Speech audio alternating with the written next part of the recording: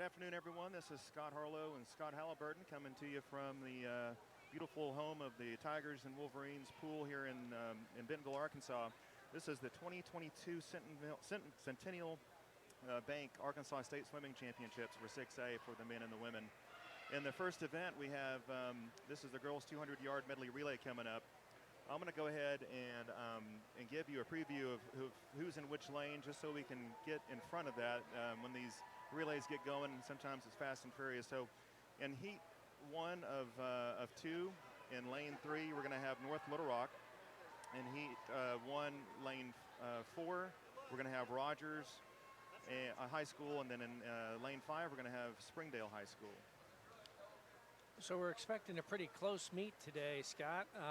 It should be fairly exciting. It's nice to see all the fans here.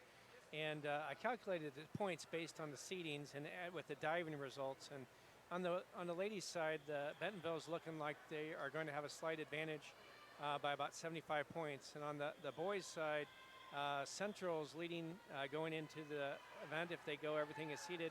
Bentonville's 330 points, and West is at 322. So those are all fairly close. Anything can happen with this change. But we're looking for a pretty exciting meet going on here, because we have several people, including this first relay, seated below the state record. And Bentonville could do that with some good swimmers like Susie Lee and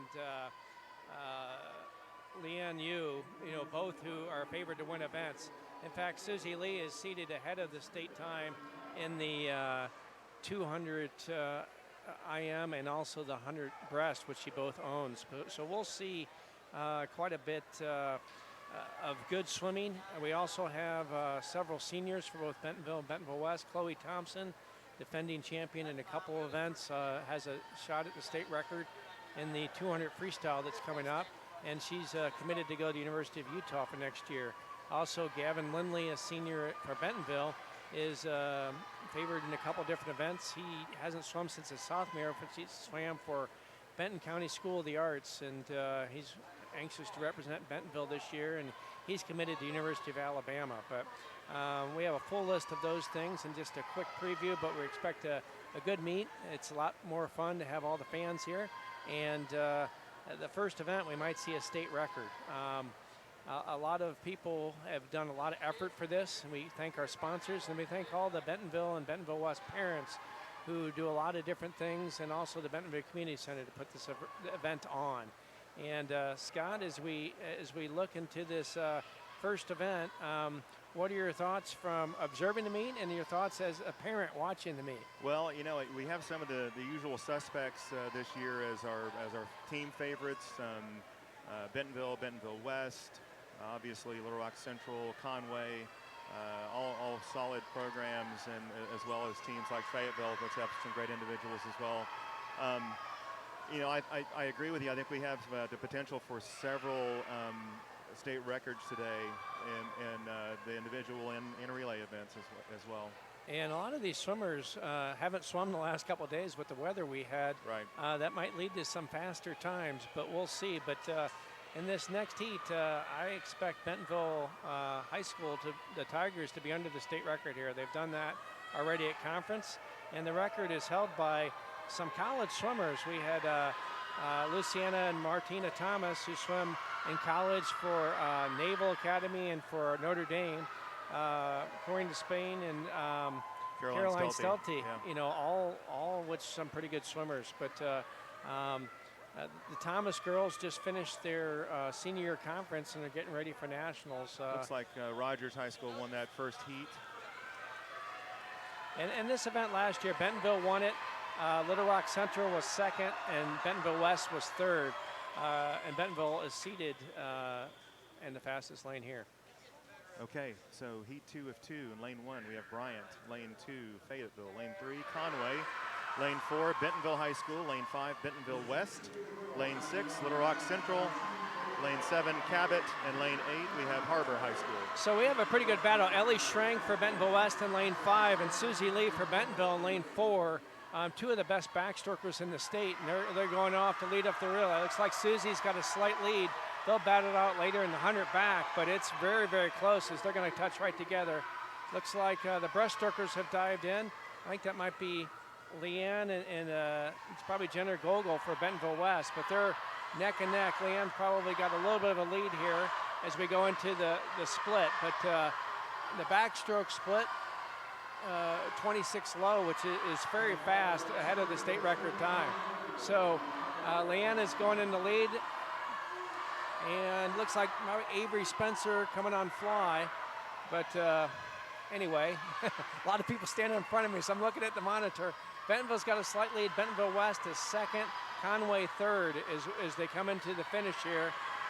Bentonville 28-4 for Leanne. That they should get under this state record, which is pretty phenomenal based on the swimmers that set that. And as they turn it over to the freestyle leg, Bentonville with a slight lead over Bentonville West. Looks like the Bentonville schools are going to go 1-2. Lane 6, which is Little Rock Central, is trying to make a move, and also lane 3, Conway. But it looks like Bentonville, as they come in, the time to beat is 1:48.22. As they come in to look in that, it's going to be very close to break that West state is record. making a charge here at the end. Yeah, looks like Bentonville's got it though, and it is a new state record. Both teams went under the state record, 1:46.23 for Bentonville High School, a state record for those ladies. So Wow. Congratulations, breaking a 6-year-old state record set by Haas Hall Academy. You're right. Both of those schools went underneath the record. That's amazing. We have an absolutely packed pool in here today, Scott. I don't think I remember it being this full even when we had all classifications in here. It is packed. Yeah, definitely so, and I think the people are making up for lost time, and they couldn't come last year, so they've come out in force for this year. But it's good to see everybody here, and we've had some lousy weather, but 2 heats of this boys medley relay. State record may be a little out of reach that was set in 2017 with Zane Sutton, Hayden Harlow, Ryan Husband, and Simon Mooney, but they'll be swimming in the second heat. First heat. That was quite the lineup there. So heat 1 of 2 for the boys 200-yard medley relay. We have in lane 3, Fort Smith Northside. In lane 4, Springdale High School. In lane 5, Fayetteville. And in lane 6, Little Rock Catholic High School. Yeah, Little Rock Catholic is quite a tradition in swimming. Looks like they're a little bit of a down year this year, but anyway, these are time finals, so anybody in any of these first couple heats could go the second heats, and we have the Bentonville state record breaking team right in front of us. They stand there, so they're getting their picture and deserve that congratulations. But what I was saying is that anybody can, it's a time final, so in other words, even if you're in a slow heat, you can win that, and it's a very close race here in the first heat with Fayetteville and Springdale right together. Kevin Brumfield swims for Springdale and is a pretty good swimmer, seeded first in a couple of events, and he's helped the Springfield get off to a good start here. So points are worth 20 points for first, 17 points for second, on down to 8th place is worth 11 points, and then in 9th place is worth 9 points, then 7 all the way down to 1.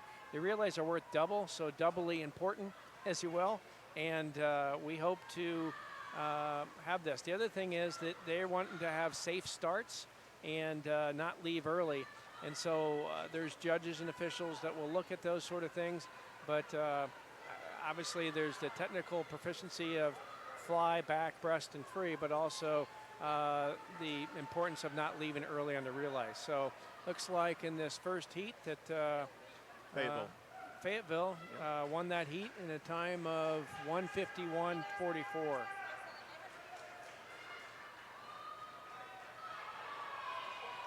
We got quite a few good swimmers here in this second heat. Okay, so coming up in heat 2 of 2 in lane 1, we have Harbor High School. Lane 2, Little Rock Central High School. Lane 3, North Little Rock. Lane 4, Bentonville High School. Lane 5, Bentonville West. Lane 6, Conway High School. Lane 7, Cabot. And lane 8, Bryant. Last year in this event, Bentonville won it. Second place was Conway. Third was North Little Rock.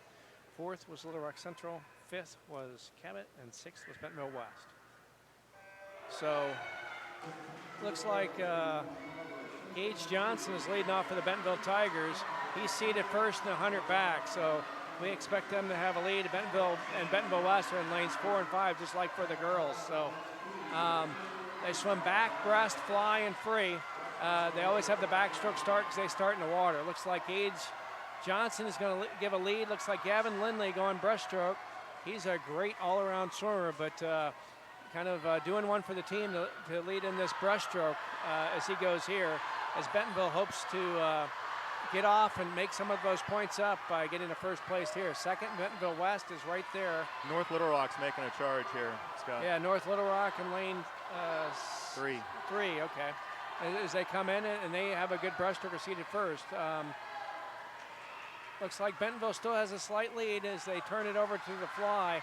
It's important to get in the lead here because the waves in these last two strokes, the fly and the free, will pick up a little bit. Bentonville is increasing their lead slightly, and it looks like they're going to take this. It's very, very close for second and third with North Little Rock and Bentonville Central. Kind of a safe start there. Looks like 22-68 for the fly split. Excellent split. And Bentonville is going to be close to that state record. Wow, for second place, they're all bunched right together with Bentonville West, Conway, and North Little Rock and Central all right together. Bentonville coming up. Looks like they just missed it. Just missed the state record, but a state title for Bentonville. And looks like Bentonville West second and Conway third. Little Rock Central fourth and fifth, which is North Little Rock. So that was very close. So a time of 1:35.63. Yes. Somebody was asking me the lanes here. So anyway, very close to the state record there, that team of Bentonville. And they did a great job with 40 valuable points for Bentonville High School. So that went pretty much to form. Little Rock Central did move up, and they are favored when I seeded it off of the prelims and with diving. They have about a 40 or 50 point advantage, and Bentonville's going to have to move up to dig into that advantage. But after the first event, it's Bentonville with 40 points for both the men and for the women. Bentonville West was second in both those, and that's 34 points. So as we get into that event. So a lot of these swimmers will be, this is the big culmination of their career, the last meet. Some will be going on to better things and swimming in college. And then also we'll have some people go into sectionals and junior nationals and some other meets as we go on from this. So some pretty good times on that medley relay. And just so everybody knows the order of events, next is the 200 free, then the 200 IM, then the 50 free. There'll be a break for diving, 100 fly, 100 free, 500 free, 200 free relay, 100 back, 100 breast, and the 400 free relay. So that is that order of events. And you can, obviously, if you found, and you're listening to Scott and I here, you found the Bentonville Sports Tiger Network there, and we're pleased to bring it to you. If I can't see the finish, we got a monitor here to help me do that, but there's a lot of people trying to find a place to stay. So anyway, typically what they'll do is they're going to give out some awards, and they run the meet a little bit slower than normal, and the reason for that is people sometimes swim with relays 4 times, and that gives them a little rest to perform their best in multiple events. So Scott, I know you have a list of people that are going to be continuing their college career and things, but I know we have a lot of people, probably including your son, listening to us on the simulcast, and he's already finished his career at Penn State. But do you have that list of people that are swimming in college? I tried to compile a list of some of the senior swimmers I know that were moving on from around the state. You know, so in that first event that we saw with the medley relay, you know, we had some swimmers like Avery Spencer, who's signed to go on and swim at University of Arkansas Little Rock, which is a Division I program, and you know, there's other seniors, of course, that were in that relay that may not be swimming, but have decided to go on to college and have big plans. Like Catherine Thomas is going to Arkansas. I know Brooke Holly's going to Alabama. So just, this is, like you said, it's the final swim for a lot of kids. And for some of them, it's just a jumping off point onto the next stage in their career. Yeah, and Gavin Lindley had committed to go to Alabama. He was on that medley relay. Yep. And Ainsley Jenkins, I know, swam for Little Rock Central. She's committed to go swim at Missouri State. Matthew Wilson for Conway is going to go to Wheaton College. The list goes on, and we'll get into more of them as we get into the meat of the individual events. But I think you mentioned Chloe Thompson's going to go swim at Utah. She's been quite the talent here in Arkansas swimming for a few years now, and looking forward to see how she does in the Pac-12. I know Cole Groom swam for West there in the relay. He's going to go swim at Cal Poly out in California. Sailor Wilson for Harbor is going to go swim for Lindenwood. So the list goes on. And Quinn Moore for Little Rock Central is going to go swim. He's committed to go swim at Birmingham Southern. Aaron Wicklund, I know for Rogers, is going to go swim for Missouri St. Louis. Joining Kiki Stabler. Yeah, that's right. I think Kiki just finished up her college career. She's moving on to grad school now. So. Well, she, I believe she was just a junior. She's already graduated and in grad school. So. Yeah. I think with COVID, she gets an extra year. That's right. Well, when we get into this next event after the ceremony, award ceremonies are finished here, we're going to be moving on to the girls' 200-yard freestyle. We'll have 2 heats there, and the current state record holder is Taylor Pike, who just finished up her swim career down at Texas A&M University. And Taylor holds the record in that event at a 1:51:45. The state qualifying time for that event is a 2:08:42. So we have a solid 16 qualified in 2 heats. And the first heat of 2, I'm going to go ahead and hit the lineup there so we can have their complete names and not be rushed quite so much. But in lane 1, we're going to have Riley Riddell from Bentonville West. In lane 2, Isabel McDonald from Little Rock Central. In lane 3, Heidi Nelson from Bentonville. Lane 4, Molly Sutton from Conway High School. Lane 5, Kenja Dressel from Fayetteville. In lane 6, I can't see the first name, but Schneider from Bentonville High School. In lane 7, Josie Harlow from Bentonville West. By the way, she's going on to University of Tennessee next year. And in lane 8 is Caroline Carper from Little Rock Central. And then we're seeing on the simulcast here the award ceremony for the 200 medley relay, and that's a state record for those Bentonville girls. So congratulations to them. And again, beating the record of a couple of college seniors that and the Thomas girls that were really outstanding swimmers. So we'll give the awards for the boys medley relay, I think, as well next. But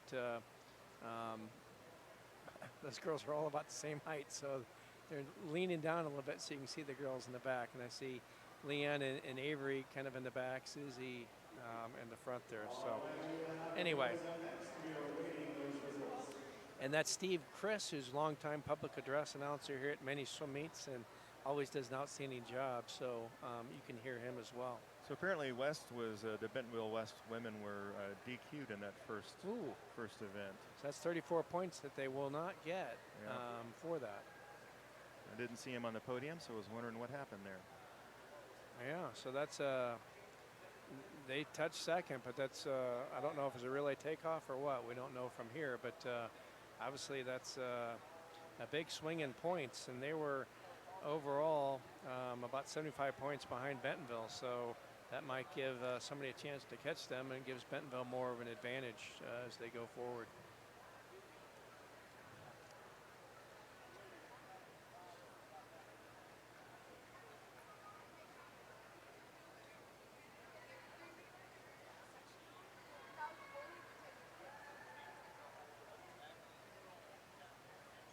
We also have several homeschool kids that compete in this meet, and I think under the Tim Tebow rule, they get to swim for the district that they live in and things. So we have a couple for Bentonville and Bentonville West. I know Maya Vasquez is homeschooled, and I think Caroline Constantini as well. So one for Benton, one for West. There's probably more, but I know that those young ladies are homeschooled. It's great that they get to swim high school.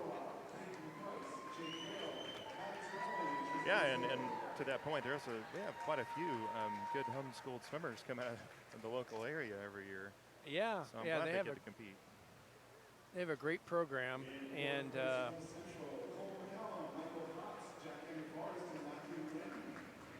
I know that Maya, when she comes to the practices at 5:30 in the morning, she can stay late because she's got a different schedule than most of them going forward. So, anyway.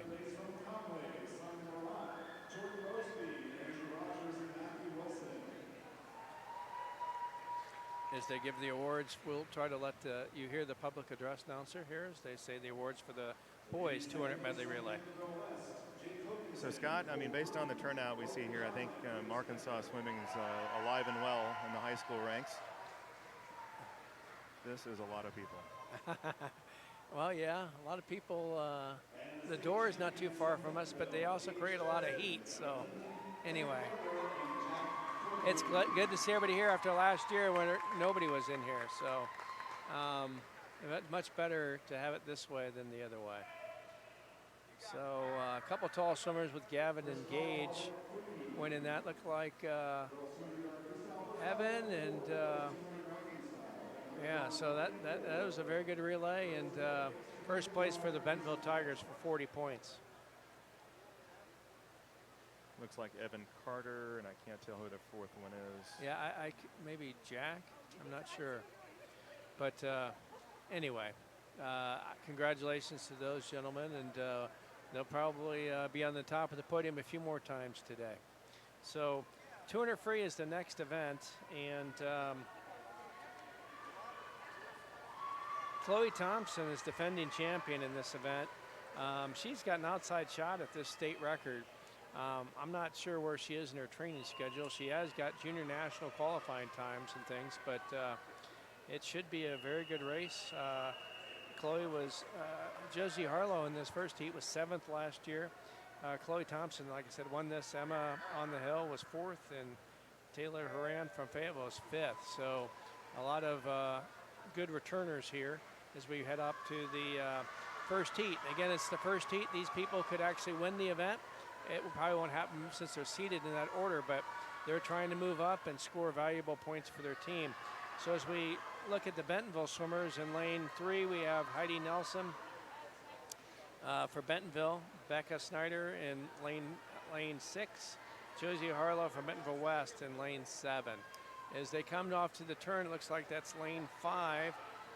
Kenya Dressel from Fayetteville with a slight lead as they go in there. And Josie Harlow right with her in second place. So she placed 7th in this last year and probably looking to move up out of this heat as well. So as you're watching on your screens, the lane 1 is the lane closest to the camera. And looking across the pool will be all the way to lane 8. So again, closest to you in lane 1, we have Riley Riddell. Lane 2, McDonald from Little Rock Central. Lane 3, Nelson from Bentonville. Lane 4, Sutton from Conway. Lane 5, Dressel from Fayetteville. Lane 6, Schneider from Bentonville. Lane 7, Harlow from Bentonville West. And lane 8, Harper from Little Rock Central. And what Coach Mark Gohl, who coaches the Bentonville Northwest Arkansas Sharks, he likes to have the swimmers back half the race. In other words, come back almost as fast as they go out. And so you'll see that a lot in this race. Freestyle is what we call it. It's actually the Australian crawl. They can swim any stroke that they want. It's just the crawl is the fastest. And so we kind of acronym that as freestyle.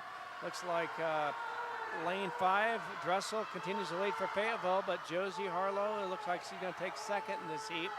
A seat time of 2:05 and 2:08. They look like it'll be well underneath that. So she comes in at Dressel at 2:01.91, quite a nice drop of 4 seconds. Josie Harlow 2:05.24, so another 3-second drop from her seed time. So looking at the last heat, those the 2:01 should definitely place in the top 8 and score points for the Fayetteville Bulldogs. Okay, Heat 2 of 2 in the 200-yard freestyle for the women. We have in lane 1, Mia Patella from Little Rock Central. Lane 2, Ashley Koenig from Fayetteville. Lane 3, Avery Spencer from Bentonville. Lane 4, Chloe Thompson from Bentonville West. Lane 5, Emma On the Hill from Bentonville. Lane 6, Taylor Horan, Fayetteville. Lane 7, Meredith Lipsy from Little Rock Central. And lane 8, Taylor Robinson from Rogers. Avery Spencer for Bentonville High Schools did not swim this event last year, but she, as Scott said, committed to UALR for next year. Chloe Thompson, very tall, 5'10", 5'11", has a beautiful stroke, so you'll see her get out there. She'll also even split that race, but very long and in control. You'll see her, she's not totally got her legs into it, so if you see her as second 100, she'll start to kick a little bit more, put a little white water behind her, and probably split this very evenly. To break this 151 state record, she's probably going to need to be out in about 54 with the dive off of that, so we'll see what the split is. A little bit behind that is a 54.8, it looks like about. They put the 50 split, so if you noticed, Chloe has really started lengthening her lead and putting the kick in there, and she looks like she's going to make it 2 in a row for her and Bentonville West Wolverines. She is lengthening her lead. Avery Spencer in lane 3 is in 3rd place, but in 2nd place right now, I'm on the hill with Bentonville as well, and her and Chloe train together, so pushing each other. They know what it does up there. If you notice that Emma on the Hill is moving next to Lane Ryan to try to get some draft off of Chloe and have her pull her along.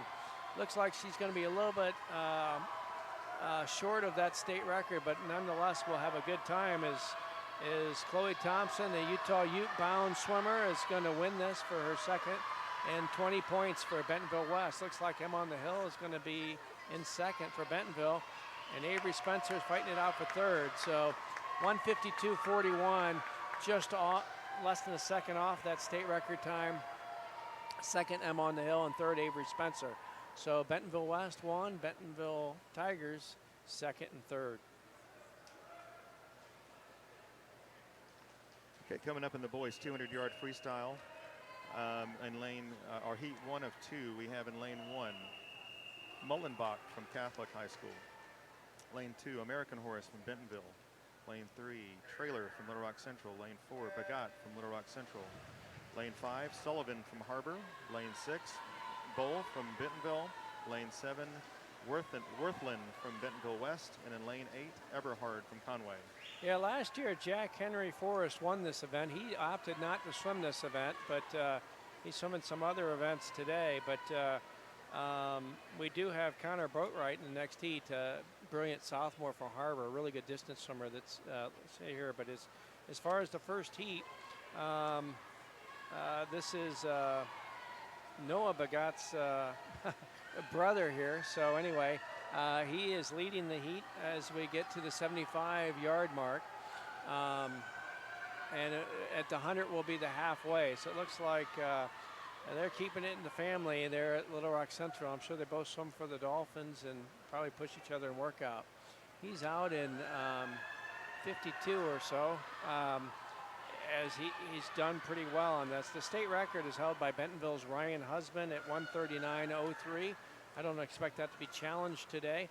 Gavin Lindley could have challenged it, but he opted not to swim this event. So anyway, Bagat of Little Rock Central, again, has a seat time of 153.43. Looks like he's going to best that and hopes to score more points to increase on Little Rock Central's lead that they have on paper. Obviously, each point's important.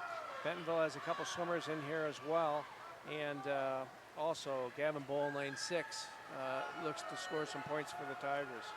So as they come into the last length here, Bagat from Little Rock Central is going to, looks like, hold on and win that. Getting a strong charge from lane 3, and that was Cooper Trailer, his teammate. Two 15-year-olds, probably two sophomores there. But a 152.12 and a 153.65. So 152.12, that's he improved his seat time by about a second. And looking at the second heat, that will place in that heat. But we'll see how these youngsters do in the next heat. Yasin's brother Yusuf is a senior, and he's in the final heat next to Connor Boatwright of Harbor. Yeah, that's a good lineup. So heat 2 of 2 with the boys 200-yard freestyle. And in lane 1, we have Rodney Thomas from Bentonville High School. Lane 2, Eli Wetzel from Springdale. Lane 3, Aaron Wicklund from Rogers. Lane 4, Connor Boatwright from Harbor High School. Lane 5, Yusef Bagat from Little Rock Central.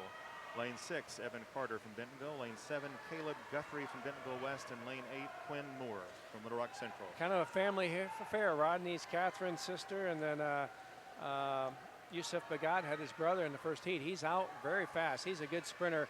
Connor Boatwright more of a distance swimmer trying to hang with him, but Yusef is out to a big lead here at the 75. I was in 23.2 at the 50. To get on that state record, he'd have to be under 50 at the 100 mark. Let's see where he is. He is, looks like 48 low at the 50, so he does have a chance at that record. Connor Boatwright is trying to move up on him as it's a close two very, very good swimmers. Yusef with a slight lead, but Connor is moving on him. Got the feet into it and got the legs moving. And it looks like Yusef is trying to hold on with that sprint speed and early speed. But Connor will probably give him a run for his money from the last thing. Little Rock Central Tigers, Harbor Wildcats, and they're 1-2 right now. Yusef is looking at him right here. He won't be able to see him the last length, but he is definitely looking like he's going to win. His teammate won this event last year, but Yusef is going to pull out. He's going to have a very good time of 1:39.86. I just missed the state record of Ryan Husband, just 0.8 of a second off of it. Very good time for Connor Boatwright, 1:41.32. In third place, we had Aaron Wicklund from Rogers. Fourth was Evan Carter from Bentonville at 1:42.98, nice 4-second drop. Fifth was Eli Wetzel from Springdale. So very good times there. Everybody seemed to drop a little bit. Yusef came very close to that state record, and a great swim for him. Where is he committed to school? Go to school next year? Do you know Yusef? Yusef? Yeah. I think he's undecided Oh, at okay. this point. Yeah, I couldn't find anything on any commitments. Yeah, he'd be a good recruit for anybody. He would, yeah. He swam that very well, I and think he's the number 2 or 3 seeded or ranked swimmer in the state in this class. So. yeah, I know Gavin Lindley was ranked number 1 and committed to go to the University of Alabama, who did very well, tying for second place at the SEC championships last week. Florida won their 10th in a row. So for me, who really likes swimming, it was great. The last 2 weeks, I've gotten to watch swimming every night of the week with the SECs and ACCs, Big Ten, Pac-12, Big 12, and those events. So that's kind of fun to watch that, and definitely fun to watch this with a couple hundred of my best friends here on the pool deck here at the Bentonville Community Center. So the delay is now is that we'll give out the awards for the 200 freestyle, and a couple pretty good times, couple pretty good swimmers there with Chloe Thompson winning on the ladies' side, and Yusef Bagat from Little Rock Central winning on the boys. So you mentioned Yusef coming close to Ryan Husband's record time in that event. Ryan, by the way, just this last week swam, like you said, swam for Auburn and was part of the 800 free relay NCAA qualifier where he swam a 1:33.8 split. Yeah, he got a lot faster swimming with those college boys at Auburn. They had a coaching change, and he swam 1:37, I think, during his high school career, and then went even faster this year. So that was a great swim for him. The times are a little incomprehensible how fast they go these days, but they just keep getting faster because the training methods are better and they get stronger. So is that where Ty Wingfield went as well? They go to Auburn? He did. Yeah. He did. I'm not sure he made their conference team this year. So both sophomores at Auburn University. But Ryan also, he swam a time trial of the 100 fly the week before, and I think went 48 flat. So he can't swim both those events because they're back to back. Right. But he also, I believe, went 19.9 in the 50 and 43 something. He made the finals in the 100. So very good times for Ryan at Auburn University there. So anyway, it's It's definitely a different level, especially when you go to the SEC. A lot of swimmers from this area have gone to SE schools because of proximity and things. Obviously, some at University of Arkansas, but those are only women, and Arkansas doesn't have a men's team. So we've got quite a good representation and a lot of good swimming schools around the state in all divisions. Yeah, we do. Well, you were talking just a moment ago about Ryan down at Auburn and the SEC championships, and we should probably mention Zane Sutton also up at Penn State swimming. Yeah, the Big Tens are going on today. I think he went 20.07 on the 50 free. He was also in their 200 free relay. I think he split 19.2. That team was in 5th place for Penn State. He went 49.400 back, and I think he went 44.8 today in the 100 free. And he was on a relay team for Penn State last year that went to the NCAAs, so he got to experience that as well. Yeah, he's improved quite a bit with that 6'5" frame of his. They put a little muscle on him, and he's done pretty well there at State College. So always good to follow that. I put alerts up on my phone on the Meet Mobile, and if you want to go to Meet Mobile, if you have that app is live right now. You can follow those results and things. But I tend to enjoy following all the swimmers that swim at Bentonville in their college career as they advance those, and certainly have done a great job and represented Bentonville pretty proudly as they've gone forward. So since we're kind of talking about Arkansas swimming in general, Scott, what's your opinion on the health of the sport in the state of Arkansas and the high school ranks in particular? You've been here for a long time and probably have a unique perspective. Yeah, I think it's we've gotten a little bit better. I was kind of against the splitting up of the classes and different things like that, but I think it led to give more people an opportunity, made so the meet wasn't so long and some other things. But I think with good coaches at the Aquahogs and Bentonville with Mark Gold here in Northwest Arkansas, and then the coaches in Little Rock and all around the state, I think it's pretty healthy. And we've already had one state record. I expect a couple more before the end of the day. So we don't have obviously the volume of swimmers coming out of high school here going on to swim in college, but we do have good quality swimmers, I think, for the. Yeah, and Drury, which has been Division II champion a number of years, they're not currently. Queens is winning that, but they've recruited a lot out of Arkansas for Division II and have a pipeline of a lot of swimmers going to Springfield. Missouri State the same way. I know Blair Bish started at Arizona but transferred there. So you get good success from the people, and that Mark Gold is one of the coaches at Bentonville High School and coaches the Sharks. Also really does a good job since he used to coach in college. He also, sorry, microphone adjustment there. He knows a lot about the college programs. He's connected to a lot of coaches and really helps these people fit the right swimmer with the right program. Okay, so coming up here on the first heat of the women's 200-yard IM, heat 1 of 2.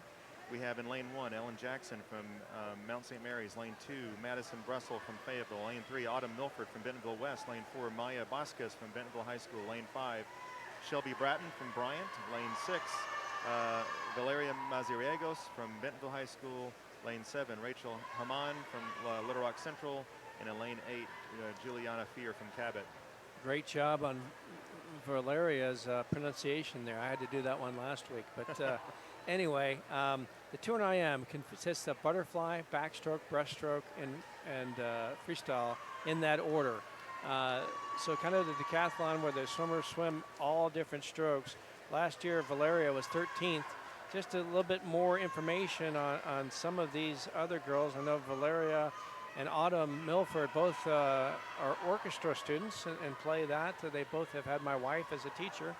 And Maya, like I said, was homeschooled. So it looks like Maya has a slight lead in this 200 IM, and she works out really hard. I happen to get to swim next to her a lot, and she's very good IMer, very good at all strokes. As she goes into the breaststroke here, and is leading this heat again, trying to move up and have points for Bentonville High School as they look to win their, I guess it'd be their 4th in a row for Bentonville, as they've won 3 in a row currently. So as Maya continues to go into breaststroke leg, it's important to lead after breaststroke because the freestyle is the fastest stroke, and if you have a lead in the breaststroke, you can lengthen that as you go into freestyle. As Maya turns for home with a 39.01 breaststroke split. So Maya's seed time here is a 2:19.89. She looks the best at, and hopefully move up and score some points for Bentonville Tigers. As she comes into the finish, it's a battle for second as Maya's going to win this between Shelby Bratton and Autumn Milford from Bentonville West. As Maya comes in and finishes at 2:13.72, so nice drop there of almost 6 seconds, and she should move up and definitely place in the top 8 and score points, maybe even get in the podium, which is the top 6 with that swim. Okay, so coming up here in heat 2 of the women's 200-yard IM, we have in lane 1, Tankersley from Conway. Lane 2, Brooke Hawley from Bentonville High School. Lane 3, Grace Robbins from Bentonville West. Lane 4, Leanne Fang Yu from Bentonville. Lane 5, Jenna Gogol from Bentonville West. Lane 6, Claycomb from Little Rock Central. Lane 7, Sailor Wilson from Harbor. And lane 8, Coughlin from Little Rock Central. Leanna Jr. for Bentonville Tigers has won this event twice. She owns the state record in 2:04.21 and just has beautiful technique on all strokes. If you want to look at the way she swims and can copy that, you'd be a very good swimmer there. But she really good at all strokes, but breaststroke is probably her best, and she's being pushed right now by Grace Robbins, who's a strong flyer and a breaststroker. So they swim together and work out every day. Grace is a little bit weaker in the backstroke. If you notice, Leanne's just got perfect technique in backstroke. Her head is still, she's leaning it back. The swimmers can lean over and do a front crawl flip turn on backstroke. They have to come up within 15 yards, which is the yellow marker. There's one at 10 and one 15. So in this event last year, Grace was second, Leanne was first, and Jenna Gogol, who's in lane 5, was 5th. So looks like that Leanne and Grace are looking like to repeat that 1-2 finish from last year. Like I said, Grace is a really hard worker and a really good breaststroker. Leanne as well, but she's trying to pull away. And Jenna Gogol, also a good breaststroker. She's in lane 5 for Bentonville West. So the Bentonville Tigers surrounded by 2 Bentonville West swimmers, and all 3 of them swim for the NWA Sharks and just push each other hard in workout.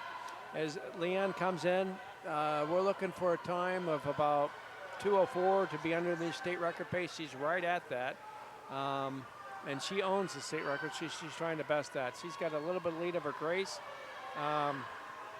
Grace Robbins for Bentonville West, and Jenna Gogol is coming up, and she's looking like she might try to get second here. So as they flip even, Leanne looks like she's going to win her 3rd consecutive state 200 IM title. The only question will be, she break the record, and it looks like Jenna Gogol has moved in for second ahead of Grace. So as she comes in to finish, 2:05.28, just off of her state record. Second is Jenna Gogol, and 3rd, Grace Robbins. So Bentonville first, Bentonville West second and 3rd. Very good swim for Leanne. Most of these athletes did miss Wednesday and Thursday with the weather, and that probably affected the swim, but she looked beautiful swimming that race. I mentioned earlier Sailor Wilson in lane 7 from Harbor. She's committed to go swim at Lindenwood and go join Jake Noble from Bentonville High School last year. He just walked by us. He's here at the meet today, so he just had his conference meet a few weeks ago. Good to see Jake.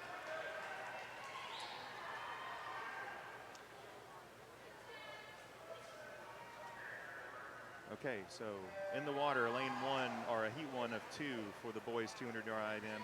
You have lane 1, Tim Yang from Conway. Lane 2, Mullenbach from Catholic High School. Lane 3, Sam Kaplan from Conway. Lane 4, Maddox Bowen from North Little Rock. Lane 5, Lucas Chauvin from Harbor. Lane 6, Carson Putnam from Bentonville West. Lane 7, Eli Matthews from Bryant. And lane 8, Colin DeVessery from Fayetteville High School. Yeah, and we have Hayden Harlow has the state record at 150.44. Kevin Brunfield is seated in the next heat very close to that. But in this first heat, looks like lane 5, Lucas Schaben from Harbor has a slight lead over lane 4, which is Maddox Bowen from North Little Rock as they come in.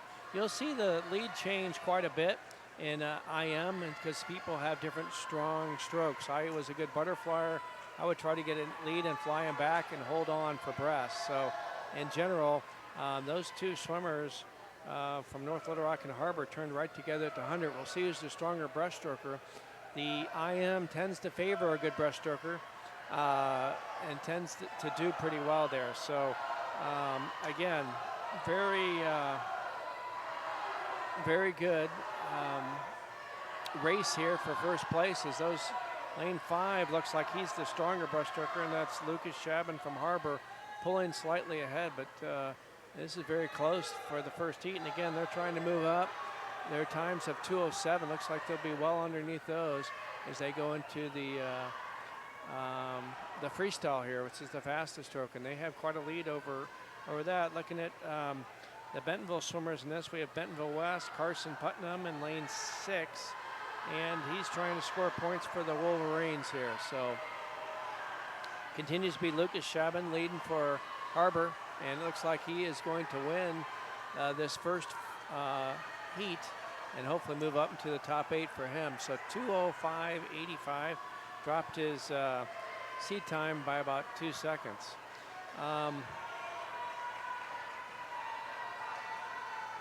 Good. I got a text, but the fourth swimmer in that 200 medley relay that sent Bentonville was Brooke Holly. So I want to give her some mention on that state record. Absolutely. We can't really see who's on that from here, but we've known Brooke for a long time. Great kid. Yeah. People that know my cell phone tend to help me with this broadcast and give me some texts and things. So I appreciate the help. Okay, so coming up in heat 2 of 2 for the boys 200-yard IM, we have in lane 1 Michael Potts from Little Rock Central, lane 2 Ethan Bedore from Bentonville, lane 3 Jake Hokinson from Bentonville West, lane 4 Kevin Brumfield from Springdale, lane 5 Cole Groom from Bentonville West, lane 6 Jake Hale from North Little Rock, lane 7 Charles Schock from Fayetteville, lane 8 Cole McCallum from Little Rock Central. Like you said, Scott, Kevin Brumfield from Springdale High School, very close in his seed time to the Hayden Harlow state record. He's out in 23.9. That's a good, like I said, it's all going to depend on his breaststroke. He's a very good backstroker too, so we'll see as he goes here. He's got a big lead over Cole Groom. I imagine Cole will catch him a little bit in breaststroke. Cole is committed to swim next year at Cal Poly. Obviously not only a good swimmer, but very smart individual as well, so that's great for that. Cole is a excellent swimmer. He's a little bit better at the 400 IM than the 200 IM, but he's good in all strokes. Breaststroke is his best, but looks like he's 53 at the 100. He's got an outside shot, depending on what his breaststroke looks like. A break in that record of State Harlow might be the first one under 150 in the 200 IM as he comes in there, and he's lengthening that lead as he comes in. Cole Groom for Bentonville West is trying to move up into a solid second place position, but Kevin Brunfield, as he comes to the finish, he'll need to have a time of about 123, and he's right at 123, 31.6 on his breast. So if he comes back in 27, he's going to break that state record. Cole Groom is in second, and in third place right now is Jake Hokinson from Bentonville West. So it looks like Bentonville is going to get second and third. The question will be, will Kevin Brunfield be able to break that state record set 5 years ago by Hayden Harlow? And it's going to be very close. We'll see. It is just, he broke it by 2/100ths of a second. So he broke the state record held by Hayden Harlow by 2/100ths of a second. So congratulations to Kevin Brumfield. Second was Cole Groom from Bentonville West, and third from Bentonville West was Jake Hokinson. So that's our second state record. Congratulations to Kevin on that time, and my condolences to Hayden Harlow, who's probably listening in on our broadcast here. That's okay. He went on to swim, I think, a 142 in college, so he definitely improved a lot, but yeah, that was a good time. That's a good swim for Kevin. Yeah, definitely so. He split it very well. Um, his breaststroke was very good. I think that he had won the conference meet, someone against Gavin Lindley last year. Last week or 2 weeks ago, but I was expecting a good race with both of those individuals, but they kind of swam different events. And congratulations to Kevin on a state record there. I know that there's been a lot of good swimmers. I know Blair Bish was a good IMer, but you have to do it at the state meet to get that state record. Yep, that's right. A lot of times, swimmers at that level aren't really at peak form for the state high school meet, like they would be for the club meet or sectionals or something else. So for him to come out and put that time up on the board for the high school state meet is pretty impressive. Yeah, if I remember right, I think Hayden got third at sectionals that year. So behind a couple pretty good swimmers there. But again, congratulations to Kevin, and that's our second state record of the night. I probably predict there's going to be 4 or 5 before we finish today. But you asked me earlier, Scott, about the health of Arkansas swimming. I think that the COVID definitely had a negative effect on a lot of different athletes and a lot of different swimmers. So I know that it is definitely hard, but I think the swimmers did a lot of dry land and a lot of different things around pool time. They had to do some things like swimming, not getting close contact and stuff, a lot of challenges with pool time. But the swimmers keep getting faster, and Arkansas is no different there. So Steve Chris is announcing the top 8 for the girls 200 IM and the boys 200 IM. I think another kind of back on the high school state swimming health here in Arkansas, Scott. I think you see more plans for municipal pools and large privately owned pools in this part of the state for sure, and I'm sure as well as other parts of the state. Yeah, and we've got a lot of new facilities too, like in Bryant and Russellville, Benton. All those facilities look alike. Yeah.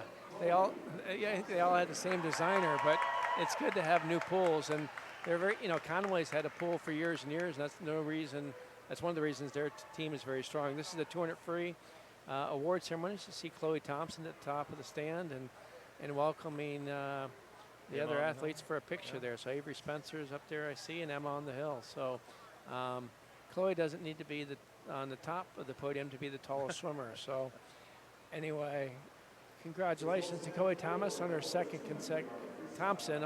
consecutive state champion in 200 freestyle. And I just, I can't imagine, when Utah puts even more muscle on that frame for Chloe, the things that she can do in college. Yeah, I got another good friend of mine who's going. His name's Davis Stakalak. His parents both swam at Clemson. That's going to Utah as well. So they live in South Carolina, so he's excited about that too. They have a pretty good program, and Chloe just loved it there. So let's hope she continues to improve as she goes into there. We're giving out the awards for the 200 freestyle. Yusuf Bagat, close to that state record, within a second there. The state record held for a number of years by Ellis Miller, who went to Siloam Springs, and then broken a few years ago by Ryan Husband, and Yusuf came close to breaking that for this. So you see him on the top of the podium there.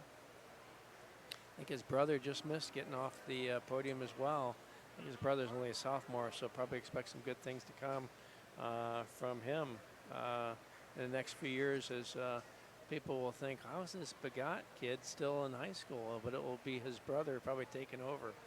But anyway, the next event is kind of one of the show events. It's the 50-yard freestyle, kind of a splash and dash. It's really important to get a good start. And we have a couple of really strong swimmers in the men's division and the ladies division as well. So we should see a pretty good effort there. And don't blink, you might miss the finish here.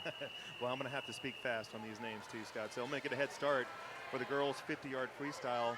Heat 1 of 2. In lane 1, we have Lincoln from Little Rock Central, Burgess in lane 2 from Bentonville, Lane 3, Zahn from Little Rock Central. Lane 4, Cabin Talk from Conway. Lane 5, Pope from Harbor. Lane 6, Robinson from Rogers. Lane 7, Schindler from Conway. Lane 8, Timmerman from Bentonville. And Zahn in lane 3 was fourth in this event last year. And we look at lane 4, it looks like Conway has got the lead there. They've got a long history of a lot of sprinters here. And she does win that in a time of 25:79, so a little bit faster off her seat time. Mary Kate Burgess from Bentonville in lane 2 came in 8th there. Mary Kate's cheerleader for Bentonville, and I see Tracy Kaufman, the cheer coach here, cheering her on. So Mary Kate does a lot of events, very talented individual. Used to swim a lot more when she was younger. Okay, heat 2 of 2 in lane 1, Haroldson from Bentonville West. Lane 2, Hersberg from Springdale. Lane 3, Constantini from Bentonville West. Lane 4, McCluggage from Conway. Lane 5, Burnett from Mount St. Mary's. Lane 6, Gould from Bryant. Lane 7, Thomas from Bentonville. Lane 8, Llewellyn from Fayetteville. Caroline Constantini in lane 3. Both her parents swam in college. Her mom at West Virginia and her dad at Pitt. So she's right up here for the lead. It looks like between her and the swimmer from Conway. And it is, the swimmer from Conway, Lydia McCluggage, did win that in 24:45 by 1/100th of Caroline Constantini. From my vantage point, I thought Caroline was going to win that. I thought she did too, yeah. She came in second for Bentonville West. And in third, Rebecca Burnett from Mount St. Mary's. Okay, and the boys, 50-yard freestyle in lane, or heat 1 of 2. We have in lane 1, Fulcher from Cabot. Lane 2, Spence from Bentonville West. Lane 3, Aladami from Little Rock Central. Lane 4, Mosby from Conway. Lane 5, Merritt from Conway. Lane 6, Farrell from Fort Smith Northside. From lane 7, John from Bentonville West. Lane 4 had a great start. Lane 8, Manti from Fayetteville. Yeah, so that's Jordan Mosby from Conway. He had great spring on his legs off of here. But it looks like lane 3 is now taking the lead, and that's Latham Adalami from Little Rock Central. And he got it at 22:11. We're going to have a great race here. We got Gage Johnson, who's favored first, 100 back, was winning 200 medley relay. Yusuf Bagati won the 200 free, taken after his teammate, John Henry, who swam this double last year. And then Gavin Lindley from Bentonville in lane 5. This should be a great race.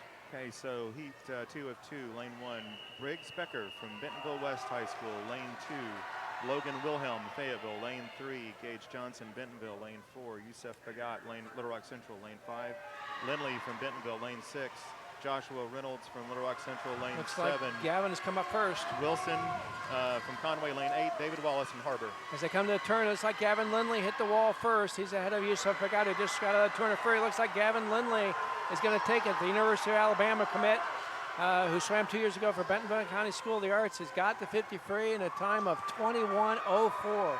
So congratulations to Gavin on that 50 free state title. Very fast. Yusuf Bagat, a great double, 21:44. Gage Johnson picked up more points for Bentonville. Yeah, third, 21:52. His 6'5" frame, a couple tall ones in there, come in pretty helpful for Gage. Briggs Becker, Bentonville West, came in 6th, lane 1. Yeah, so Jack Henry Forrest for Little Rock Central swam that 200 free, 50 free double last year. His teammate Yusuf Bagat did that this year. Jack's in the 100 fly today. We're going to take a break here for the diving. They'll give out some awards, but this is where the diving break will, and we'll hopefully get the update of the diving results being in the scores, and we'll give you an update on the team scores after they're given to us. But congratulations again to Gavin Lindley of Bentonville High School for winning that 50 free.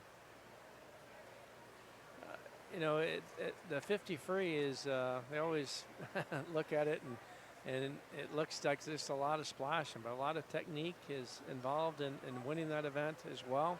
And it takes a good start, a good turn, and being very efficient in the water. As Gavin goes on to the University of Alabama, some for the Crimson Tide, as he gets stronger, he'll get better in that event. And similar to what Ryan Husband did when he went to Auburn, swam in 50 free as well. Good. Should we give a update on team points? Yeah. Okay. All right. So I know Scott's pulling it up here as well, but according to Meet Mobile, I'm not sure if this is accounting for diving points quite yet, but on the men's side, we show Bentonville West High School in first with 148 points. Little Rock Central High School in second with 124. It does include diving, from what I'm told. Okay, it does include diving. So that's accounted for at this point. So Bentonville West, first, 148. Little Rock Central, second with 124. Bentonville in third currently with 100 points. Conway in fourth with 75. North Little Rock in fifth. Springdale in sixth. Bryant in seventh. Fayetteville High School in eighth. Springdale Harbor in ninth. Cabot in 10th. Little Rock High School or Catholic High School in 11th. Fort Smith Northside in 12th, and Rogers High School in 13th. On the women's side of the ledger, Bentonville High School is currently in first place with 187 points. Bentonville West, despite not getting any points from that relay, has climbed back up into second place with 107 points. Little Rock Central in third with 84. Fayetteville in fourth with 82. Bryant in fifth with 60. Then we have in sixth place Conway, seventh place Harbor, eighth place Springdale, ninth place Rogers, 10th place North Little Rock, and 11th place is Mount St. Mary's Academy. And looking at the diving results, we didn't have that in the simulcast, but it was this morning. Normally, historically, it's on Friday night, but they held it this morning because of the weather and allowing people to get here. But on the ladies' side, Bentonville West was second with Springdale. Mays Sanchez was first. Second was Valeria Hernandez from Bentonville West. But just in total points, Bentonville West was second and ninth. And Bentonville on the ladies was fourth, fifth, sixth, and eighth. So a lot of points for them. On the boys' side, Bentonville West really picked up a lot of points, and they got a very good diving coach. But Bentonville West with Caden Chase leading the way in second was second, third, fourth, and sixth. So that's a lot of points. Bentonville was seventh on that. So just so you get an update on that, they'll give the awards and you'll be able to see that here. But that's how those points were scored. So very good standings there. And we're giving out the awards here in the 200 IM.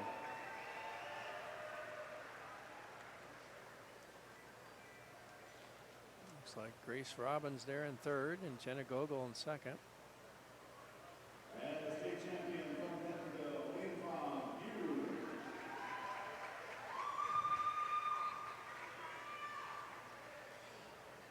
So Leon, that's 3 in a row. Pretty impressive for a junior to win that.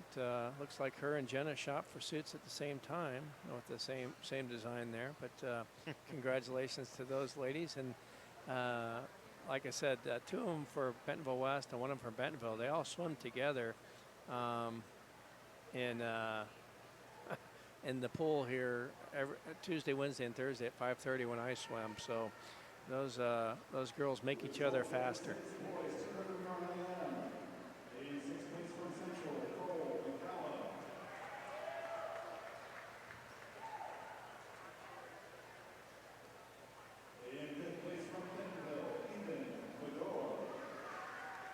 Well, big thanks again to Centennial Bank for the sponsorship of the 2022 6A State Swimming Championships here.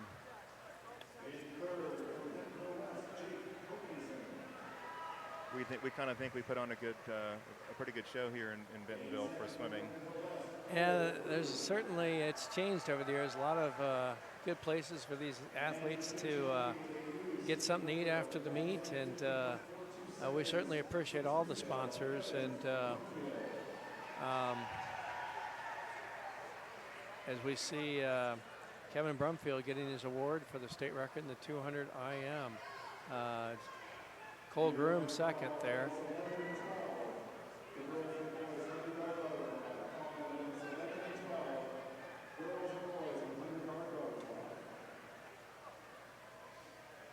So those are the top 6. The top 6 get on the podium, but again, they scored 16 points. And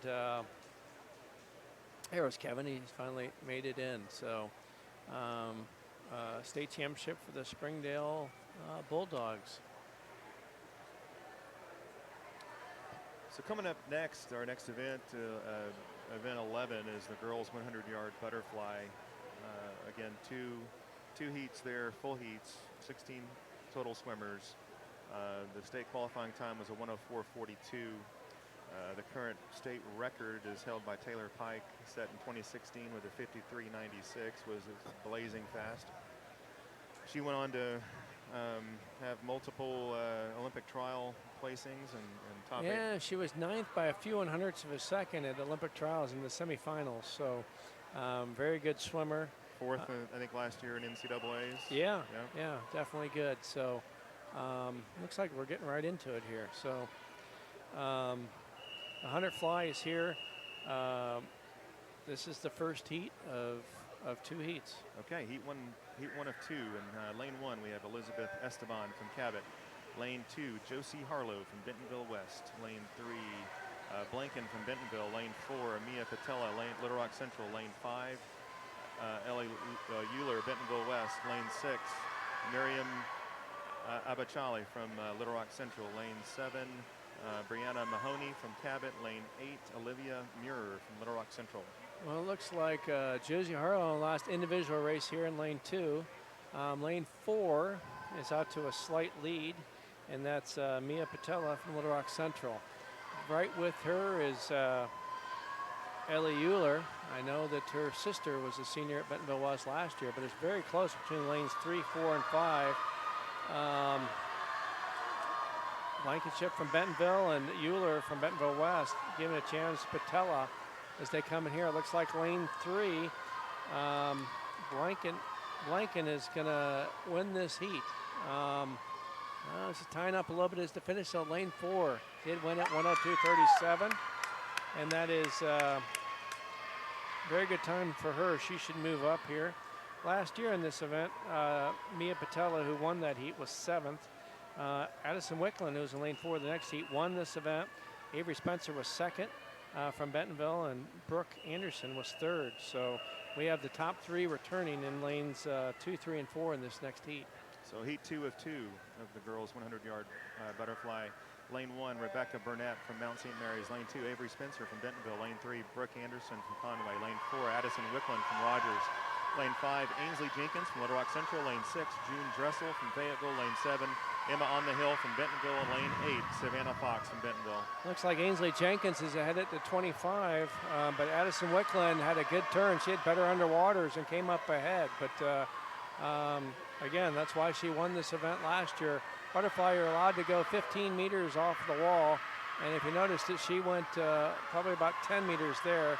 As she has a slight lead, it's really close between lanes 4 and 5. That's Ainsley Jenkins from Little Rock Central, who swam 100 free last year, and Addison Wicklund, as they turned almost together at the 75. Again, Addison Wicklund from Rogers is winning this on her underwaters. Great turns. Lane 3, Brooklyn Anderson is coming up and having a good, strong 25, but it looks like 2 in a row for Addison Wicklund from Rogers High School with the Montes. 2nd place, lane 5, Ainsley Jenkins from Little Rock Central. 3rd in lane 6 was June Dressel from Fayetteville. 4th was Brooke Anderson. Brooke Anderson, and 5th was Avery Spencer. Great young swimmer with Addison. She's only 15. Yeah, and that's 2 in a row. Yeah. So her sophomore year, she can have a chance to win that 5 times or 4 times. So heat 1 of 2 for the boys 100-yard fly. We have in lane 1, Peterson from Cabot. Lane 2, Farrell from Fort Smith Northside. Lane 3, Shockley from Springdale. Lane 4, Plumweedy from Bentonville. In lane 5, Ethan Chris from Bentonville. Lane 6, Tyler Worthland from Bentonville West. Lane 7, Karakar from Conway. And lane 8, Cooper Traylor from Little Rock Central. Ethan Chris is out in the lead in lane 5. Ethan, undecided on college, wants to major in chemical engineering. Also plays the cello. His dad's the public address announcer for all the swim meets, has been for years, and does his job. His dad Steve does a great job here. Nice to see Ethan. Ethan's a really good distance swimmer. I've done a lot of open water, but he's really developed his fly this year, and looks like he's going to win this first heat and come up with some valuable points for the Bentonville Tigers. Looks like he's going to beat that seed time of 57.89 as he comes in. And 56.09, that's the best time for Ethan. Congratulations to him there, and you're going to move up and score some points for Bentonville. Okay, heat 2 of 2 for the boys 100-yard fly. We have in lane 1, Lando Hardister from Cabot. Lane 2, Michael Lee from Harbor High School. Lane 3, Andrew Rogers from Conway. Lane 4, Kevin Brumfield from Springdale. Lane 5, Jack Forrest from Little Rock Central. Lane 6, Bachali from Little Rock Central. Lane 7, Logan John from Bentonville West. And in lane 8, Caleb Tice from Little Rock Central. Kevin Brumfield won this event last year. Andrew Rogers from Rogers was fourth. Andrew Rogers from Conway was the national record holder at 10 years old in the 100-meter fly. But it looks like it's a race right now between Kevin Brumfield from Springdale and Jack Forrest from Little Rock Central. Jack won the 250 last year, opted to swim the 100 fly this year, and it's very close. He might be catching Kevin Brumfield. This is his first individual race today, and it's very close between those two swimmers. As they come off the wall here, looks like that Kevin Brumfield had much better underwaters than Jack Forrest Henry is coming in. Looks like Kevin's going to win this, and a time of 49.83. Wow. 9/10 of a second off of Ellis Miller's state record, but a great time. 50.01 for Jack Forrest Henry of Little Rock Central. Great swims for those two. And in third place, Andrew Rogers, 54.12.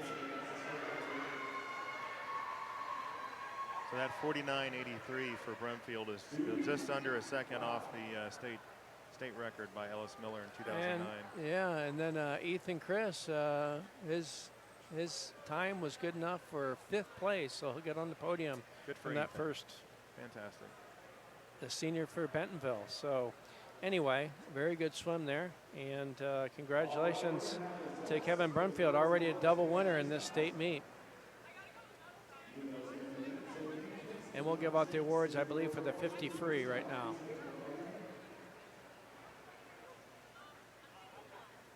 What's the old saying, Scott? Last swim, fast swim?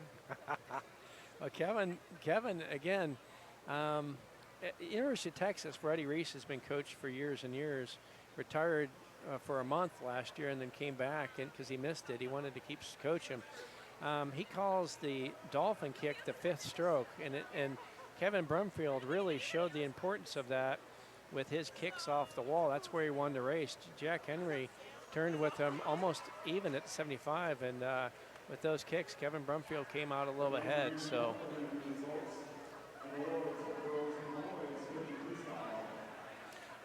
And the awards for the 50 free.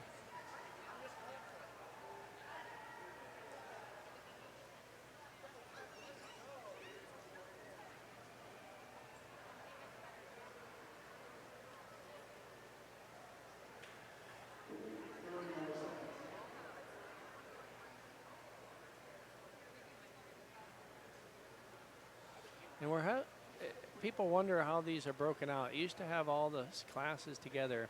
The 1 through 4A, I believe, is in Texarkana today. I'm not sure where the 5 is. Maybe it's in Russellville. I think that's where it's been in the past. And then the 6A is here in Bentonville, and it's been here for a few years. And even with COVID, we're able to have this meet every year.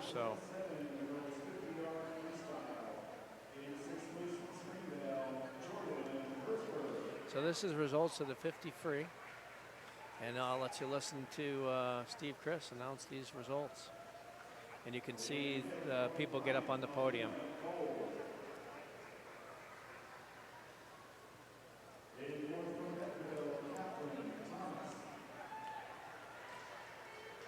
Congratulations to Catherine Thomas on a fourth place finish.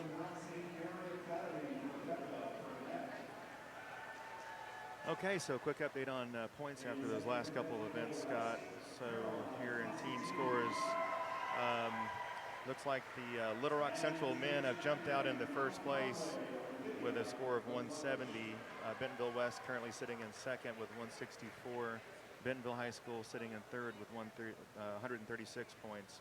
And then on down the line here with Conway, 109 at fourth place. Fifth place, North Little Rock with 50. And we have Springdale High School 6th, Bryant High School 7th, Fayetteville High School 8th, Harbor 9th, Cabot 10th, Catholic 11th, Fort Smith Northside 12th, Rogers High School 13th. On the women's side, on the boys' side, Bentonville is scheduled to get 47 points in the next event, which is the 100 free, so they should move up past Bentonville West. There you go. So on the women's side, Bentonville High School still in first place with 254 points. At this point, they're running away with it. Bentonville West in second place with 143. Central High School and Little Rock Central with 127. Then third place, fourth place Fayetteville with 110. Fifth place Conway with 107. Then we have Bryant in sixth, Springdale in seventh, Rogers and tied for seventh. Harbor 9th, Mount St. Mary's 10th, North Little Rock 11th, and Cabot 12th. That's amazing. Bentonville and Bentonville West, obviously at one point were one school, but it looks like they're going to go 1-2 on the ladies' side, even with Bentonville West getting disqualified in the 200 medley relay. So, and it's been I think what Bentonville West has been around as a high school for maybe 6 years now. Is that right? Yeah. So for them to climb up into that, pushing for second or third place as a school that just started really just a few years ago. Yeah, and the growth is definitely that way, as we see that Gavin Lindley went in the 50 free. He won a couple of events for the lower classification 2 years ago for Benton County School of the Arts. Transferred to Bentonville, had to sit out last year, but congratulations to him. His dad's an official here at this meet, and again committed to swim at University of Alabama next year.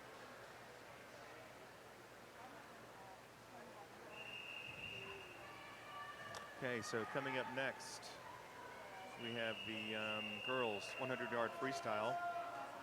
Heat 1 of 2 in lane 1, Cabantock from Conway.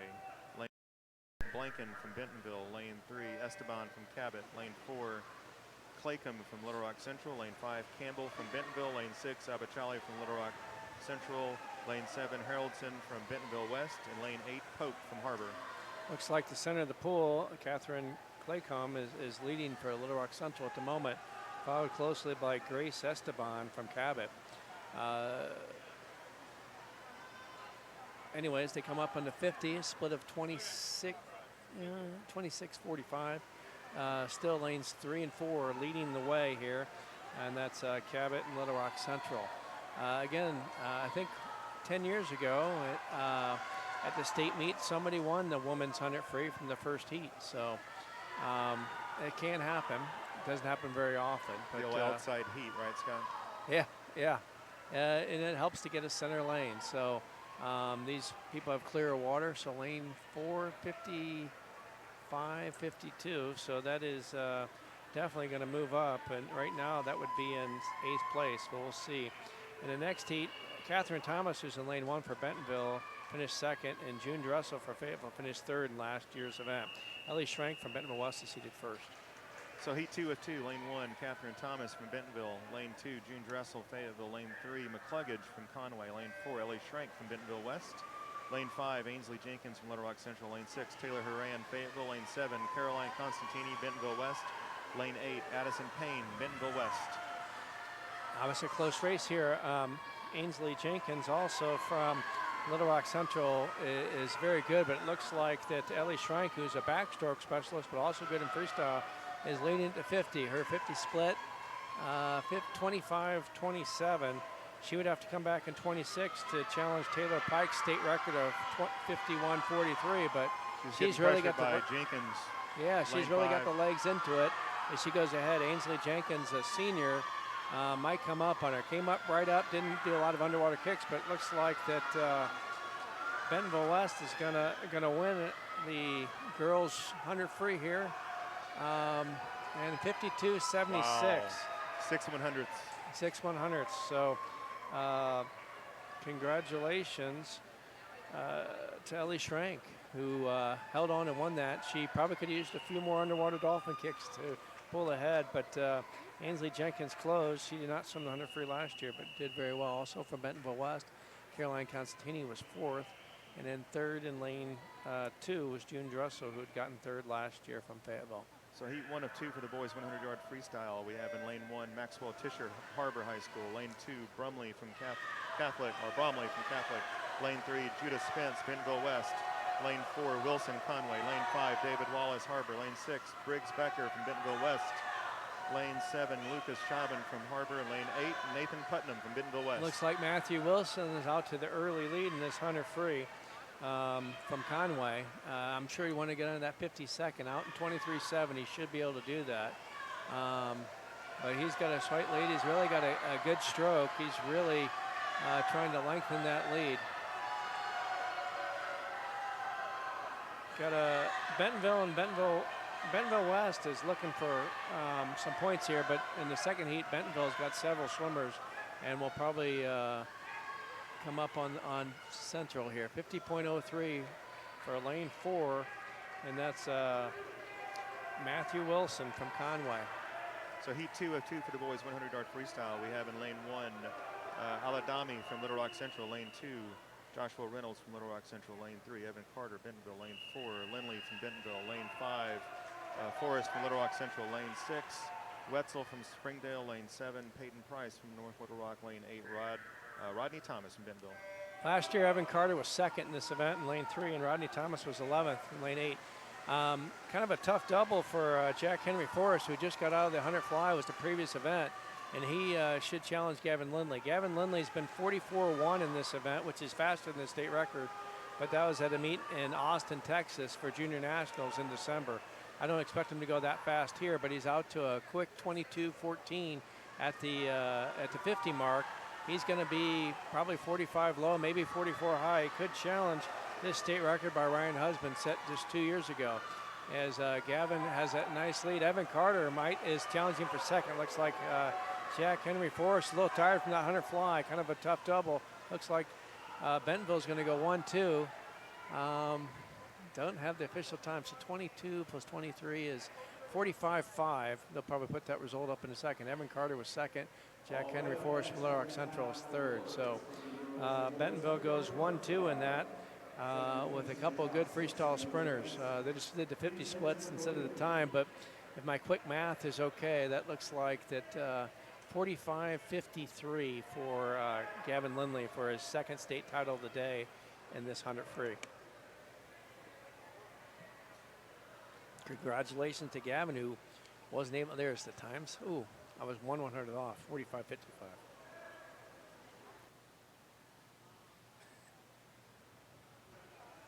So anyway, congratulations to Gavin, a double state winner. And won the medley relay. And Evan Carter right behind him there with a second for the second year in a row for Evan Carter. That's fantastic. Good for him. And, you know, it's important, I guess, in the team standings that you've got two Bentonville swimmers going 1-2 just in front of the Little Rock Central swimmer if you're a Bentonville fan, that is. Yeah, as I wrote it out and then predicted the points ahead of time, Bentonville was looking to get 47 points, obviously moving up on that with a first and second place finish. So congratulations to the Bentonville Tigers. We'll get that score updated as soon as possible, but we'll have some time to analyze that. It's the 500 free, which is the longest race they have today, is coming up next. As we see the camera, there's Evan and Gavin walking our way, but talking about that, and they work against each other hard in practice. And what does in practice comes off. So have they, to your knowledge, have they ever had the mile for high school state here in Arkansas? No, the 500 has been the farthest that they have. Certain states do some different events at certain meets, but the state meet is always the same format and the same thing across the country, so that they can, give some uniformity there. So. But yeah, if they did, Cole Groom and some others would be pretty happy with that. And also the 500 free, we're expecting Connor Boatwright too. He's a great distance swimmer. Here's the awards for the 100 fly. We see Avery Spencer from Bentonville. That looks like in 5th place there. 2 in a row for Addison Wickland. Again, only a sophomore, so she has a chance to win 4 of them in a row here. So congratulations to her.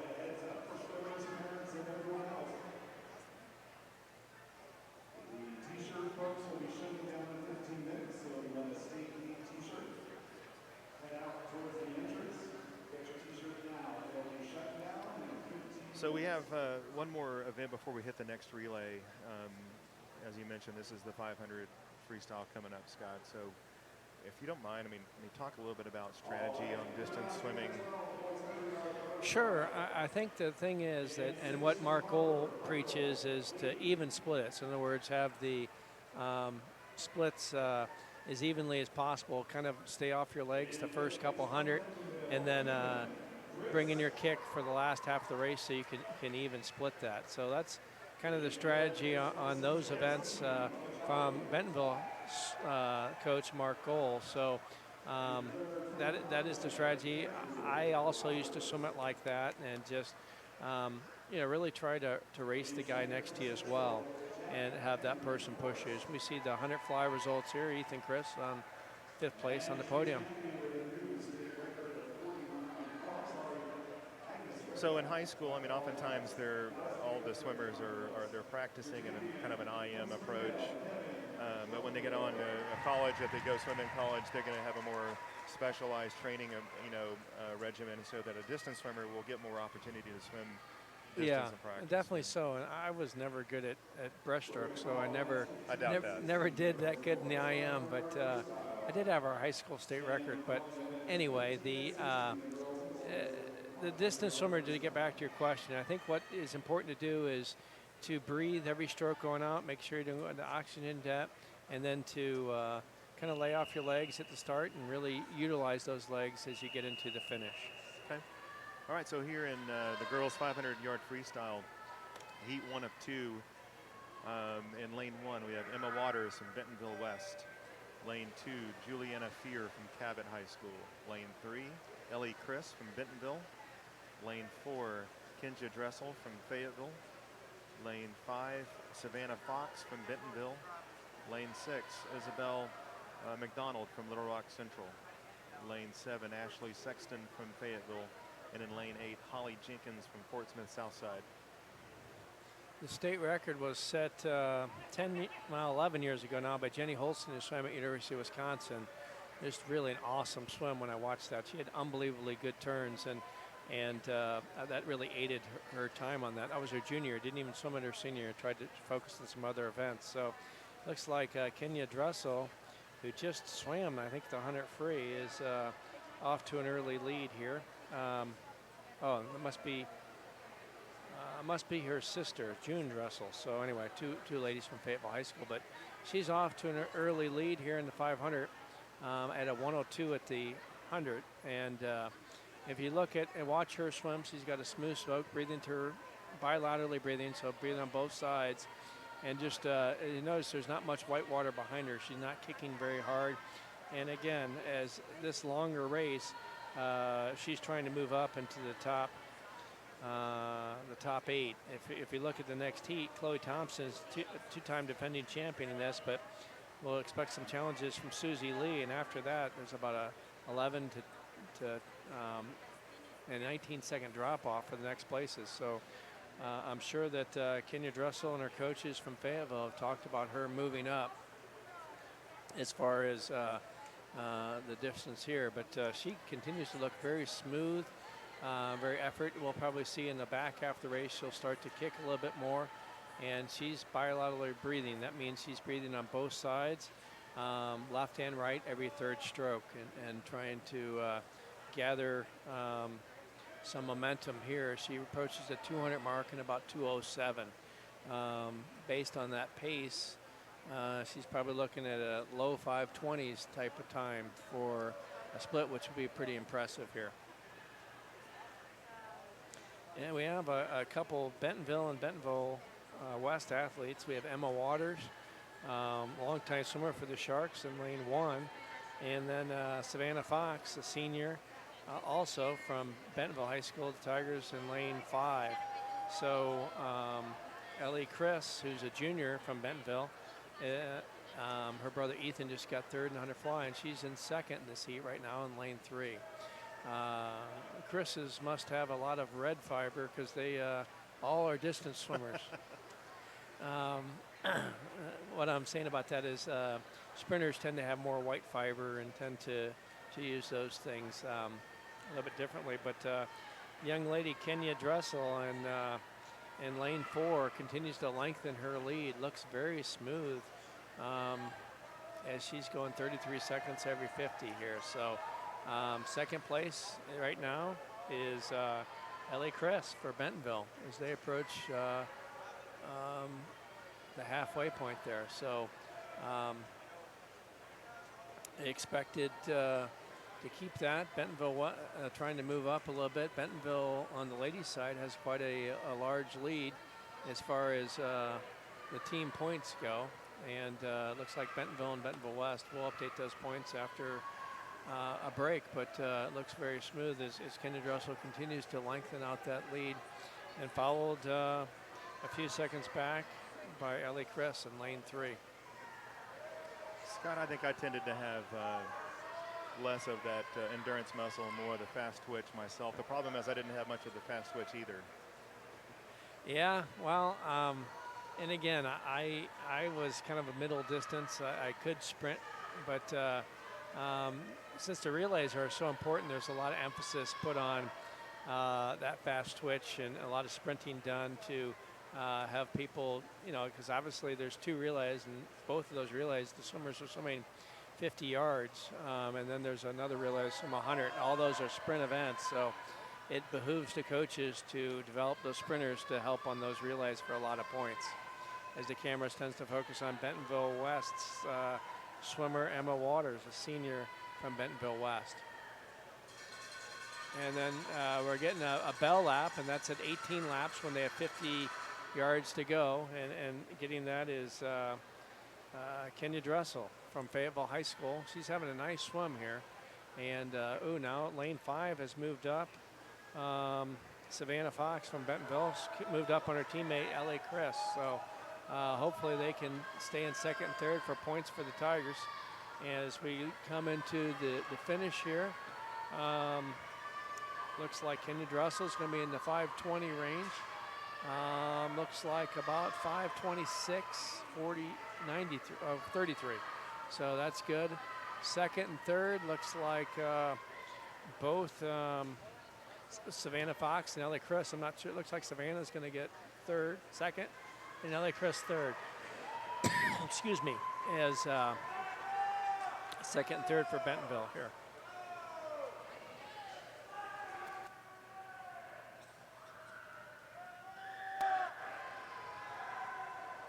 Sorry to our audience for me coughing. I muted at the second cough there, but anyway. Expecting a very good race here in the second heat with two-time defending champion Chloe Thompson from Bentonville, but also Susie Lee is also a good swimmer, and they're seated only a few seconds apart. So we should see a very good race here. Maybe the two of them can push it down to Jenny Holston's state record. Kind of doubtful, but I'm sure they'll challenge each other to be their best. Okay, so here in heat 2 of the women's 500-yard freestyle, we have in lane 1, Ellie Euler from Bentonville West. Lane 2, Autumn Milford, Bentonville West. Lane 3, Ashley Koenig from Fayetteville. Lane 4, Chloe Thompson from Bentonville West. Lane 5, Susie Lee from Bentonville. Lane 6, Meredith Lipsy from Little Rock Central. Lane 7, Brooke Holly from Bentonville. And in lane 8, Molly Sutton from Conway High School. As I kind of expected, Susie Lee's out to an early lead, 27-1 versus 28-0 for Chloe Thompson. Chloe will kind of back half this race and will kind of try to come back. I expect her to catch Susie, but Susie is an excellent swimmer. Was on that state championship 200 medley relay earlier. But those ladies should probably push each other to very good times. And Susie's out in the 100 at 56 something, so that's a very good time. Chloe's just slightly behind her.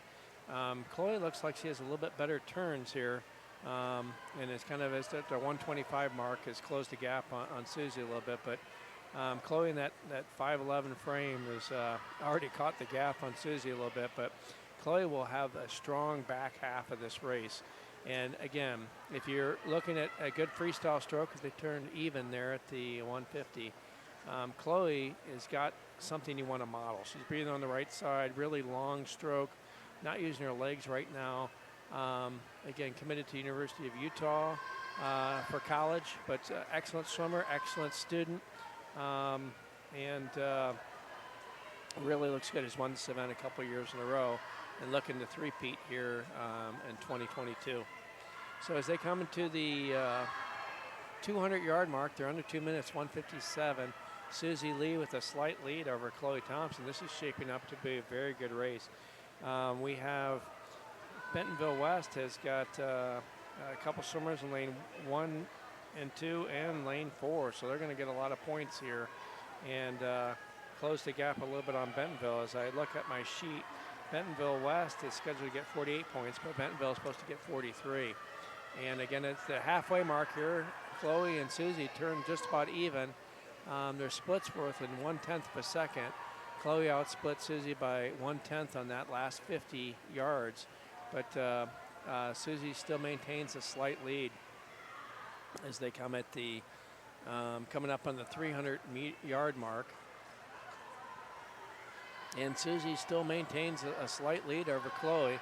Last 200, you'll see Chloe has picked up her kick slightly. She'll really pick it up to last 100. But 28:44 for Susie in that 50 and 28:53 for Chloe. So Susie beat Chloe by 9/100ths of a second in that last 50 and improved the lead. As they come up on the 13 length mark of 20 lengths. So this is a really exciting race to watch. Susie Lee maintaining the lead for Bentonville High School Tigers and Chloe Thompson from Bentonville West following closely behind. And if noticed, looks like that Chloe is moved away from the lane rope, kind of trying to swim her own race. And Susie has lengthened her lead a little bit more as we go into that. So looks like Chloe had a good turn off of that as they come to the they're coming up to the 400, so 100 yards to go. Susie still maintains a slight lead. You're going to see Chloe's legs kick in there a little bit as she does, but Susie's kicked in as well. Chloe is really trying to lengthen that stroke and catch Susie Lee as they have 75 yards to go. The counter's there. They put the counter into the water and encourage them, usually depending on what side they put it in or how they move it is the encouragement. So they have 50 yards to go. Susie Lee still has a slight lead over Chloe Thompson. And Susie is in the 100 back after this and seated below the state record. Chloe Thompson won the 200 free, but it looks like Susie Lee is going to hold on to win this for Bentonville High School. And they're going to go under 5 minutes, which is a great accomplishment, both of them. Here comes Chloe trying to catch her this last 25.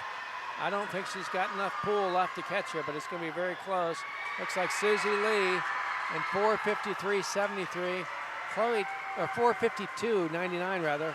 Chloe Thompson, I believe that's her best time, 4:53.73. Great times for both those ladies. That's a junior national cut. And congratulations to Susie. She's got the 100 back coming up after the relay. And so in third place in lane 3 was Ashley Koenig from Fayetteville High School. And in fourth in lane 6 was Meredith Lipsey from Little Rock Central. Fifth from Bentonville West was Autumn Milford. And then sixth in lane was Brooke Holly from Bentonville. So a lot of points for both Bentonville and Bentonville West in that event. Now we have the boys 500 free. Okay, so coming up in the boys 500 free, heat 1 of 2 in lane 1, we have Gladden from Bryant. Lane 2, Noah Cannon from Little Rock Central. Lane 3, American Horse from Bentonville. Lane 4, Noah Sullivan from Harbor. Lane 5, Jack Crumweedy from Bentonville. Lane 6, Gavin Bowl from Bentonville. Lane 7, Tristan Peterson from Cabot High School. And in lane 8, Hardister from Cabot as well. So last year in this race, Jack Crumweedy was 7th. He's in lane 5. James American Horse was 14th. One thing about James I wanted to point out is he was on Bentonville state champion cross-country team. Obviously, the aerobic capacity of swimming a 500 free and the aerobic capacity of cross-country running kind of go hand in hand. one of Bentonville, Northwest Arkansas Sharks' former coach, used to say, yeah, most of the sports don't complement each other, but cross country and swimming do. So looks like in lane 2 of this, Noah Cannon is out to a slight lead for Little Rock Central. But I think James American Horse's swimming has taken a back seat to his cross country. He's really concentrated on that. He's good in both of them, but I believe he's spent a little bit more time on the track and the cross country field than he is in swimming. But it's amazing he's able to do both of these at such a high level. So last year, he won state titles for team on Bentonville for their team, but also cross country and track. So lots of rings. And there are other great examples of the cross country swimmer combination. Quant a few years ago. Laney went on to she compete. runs at U of A now. That's right. Yeah, competes as a runner for the U of A, and was a very, very good, almost kind of a Swiss Army knife of a swimmer for the Bentonville Tigers. They could put her in just about any event, and she would, place top 6, I think, at state in anything she did. Yeah, and Austin Hunt before that time was the same way. He was a really good distance swimmer, and he had made junior nationals in the 800 free, but really started focusing on cross country. And Bentonville's cross country team had won state several years in a row, but it's hard to do both of those. But these sports do complement each other very well. And James, grew up swimming. That's kind of the aerobic base that he used for cross country. The other thing that sends to complement cross country is soccer. And soccer for Bentonville is very, very good. But those, like when my daughter played soccer, they'd run a couple miles before practice started, and that would get them to have a lot of good swimmers. And as we see in this heat, Noah Sullivan from Harbor is out to a lead. He's probably benefited from practicing with the top seed in the next heat, Connor Boatwright, and it's probably helping him to go a good time here. So they got a lot of clean water. He's already started to kick in his legs as he's approaching the 300 mark, and he looks really strong here as he's got 200 yards left to go. So Scott, 2 of the next 4 events on both the men's and women's side are relays, right? So you have 2 individual or stroke events, and you have 2 relay events coming up. That's a lot of points, and we're currently sitting at, I think, at about, looks like 54 points separates Little Rock Central in first place from Bentonville High School in second place. And I'm sure that after this qualification in the medley relay, the coaches for all the teams are probably emphasizing state safe starts, and because really the only way you're going to get disqualified in a 200 or 400 free relay is if you leave the block early. So I'm sure that Liz Braun and Mark Gold have told that to the Bentonville High School team, and I'm sure the other coaches have followed suit. And then, on the men's side, at this point you only have 9 points separating Bentonville High School from Bentonville West, and that's for a race for second. On the women's side, they're currently sitting, Bentonville High School is kind of running away with it with almost a 100-point difference between themselves and Bentonville West in second place. Yeah, no, definitely so. In the relays, they'll be double. So if you win a relay, that's 40 points, and that can go a long way towards winning state. I know that the Bentonville coach several years ago used to say if he'd want to win at least 2 of the 3 relays to be in position to win the meet. And obviously, if you have good swimmers and you're scoring a lot of points, that leads to relays. But the exchanges can make the difference. I know Conway has historically had a great 200 free relay and always put a lot of emphasis on it. Didn't hurt that they had Ty Winfield on there, but they've had a good tradition all the way back to Tyler Crossan 10 years ago. So as we see 5:07.17 by Noah Sullivan to win that heat. Looks like in second is lane 5, Jack Crumweedy. Dropping some time, 5:13.17, and James American Horse at 5:16.78. So those boys hope to move up, and in the second heat there, we're going to have a pretty good race for second place here, but I do expect Connor Boatwright to set the early pace and win this. He won last year as a freshman, here's a sophomore trying to go for 2 in a row. Okay, so heat 2 of 2 of the boys 500-yard freestyle. We have in lane 1 Yasin Bagat from Little Rock Central. Lane 2, Ethan Bador from Bentonville High School. Lane 3, Cole Groom from Bentonville West. Lane 4, Connor Boatwright from Harbor. Lane 5, Aaron Wicklund from Rogers High School. Lane 6, Caleb Guthrie from Bentonville West. Lane 7, Matthew Wynn from Little Rock Central. And lane 8, Quinn Moore from Little Rock Central. We notice Aaron Wickland's out to a little bit of a lead there. Connor Boatwright and him some on the same club team, so I'm sure they know how each other swims that race, but all the way across the board. In this event last year, Connor Boatwright won, Aaron Wickland was second, Cole Groom was third, and Caleb Guthrie was sixth. So a lot of top finishers in there, and Austin Wickland is out to a early lead here. And so we'll see if he can maintain that pace. Connor Boatwright is a very, very good distance swimmer and has been for a number of years, swimming on the Aquahog senior team for a number of years. So he is expected to win, but I'm sure Austin Wickland knows how he swims and from pushing each other in practice. So I would think that they could help push each other towards that, and obviously his younger sister Addison is also an excellent swimmer, and she's done very, very well here as well. And Austin continues to lead here. I mean, Aaron Wickland continues to lead here, and as they approach the 200-yard mark, and he's got a slight lead over Connor Boatwright. He's kind of got him in his sights right now, but they're lengthening their lead over the rest of the field. Cole Groom in lane 3. He'll definitely back half this race, and he's a very good distance swimmer. I think he holds the NWA Sharks record in the mile. Again, we had said earlier, committed to Cal Poly, so very good looking, taking swimming to the next level. It looks like that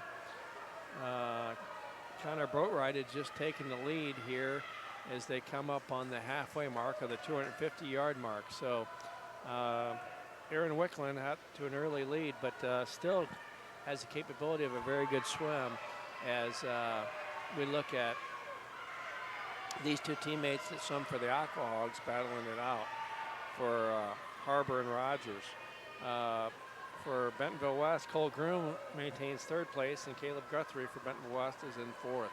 So Bentonville West should score a lot of points in this event as they go at the 300-yard mark.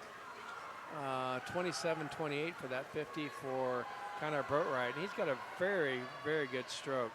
You can't really see from this angle, but underwater he's very strong, very quiet, not much air bubbles on his hands, and he's really starting to bring in the kick as he's got 150 yards to go. He'll probably challenge within the next couple of years Antonio Thomas's state record set that was set in 2016, 6 years ago.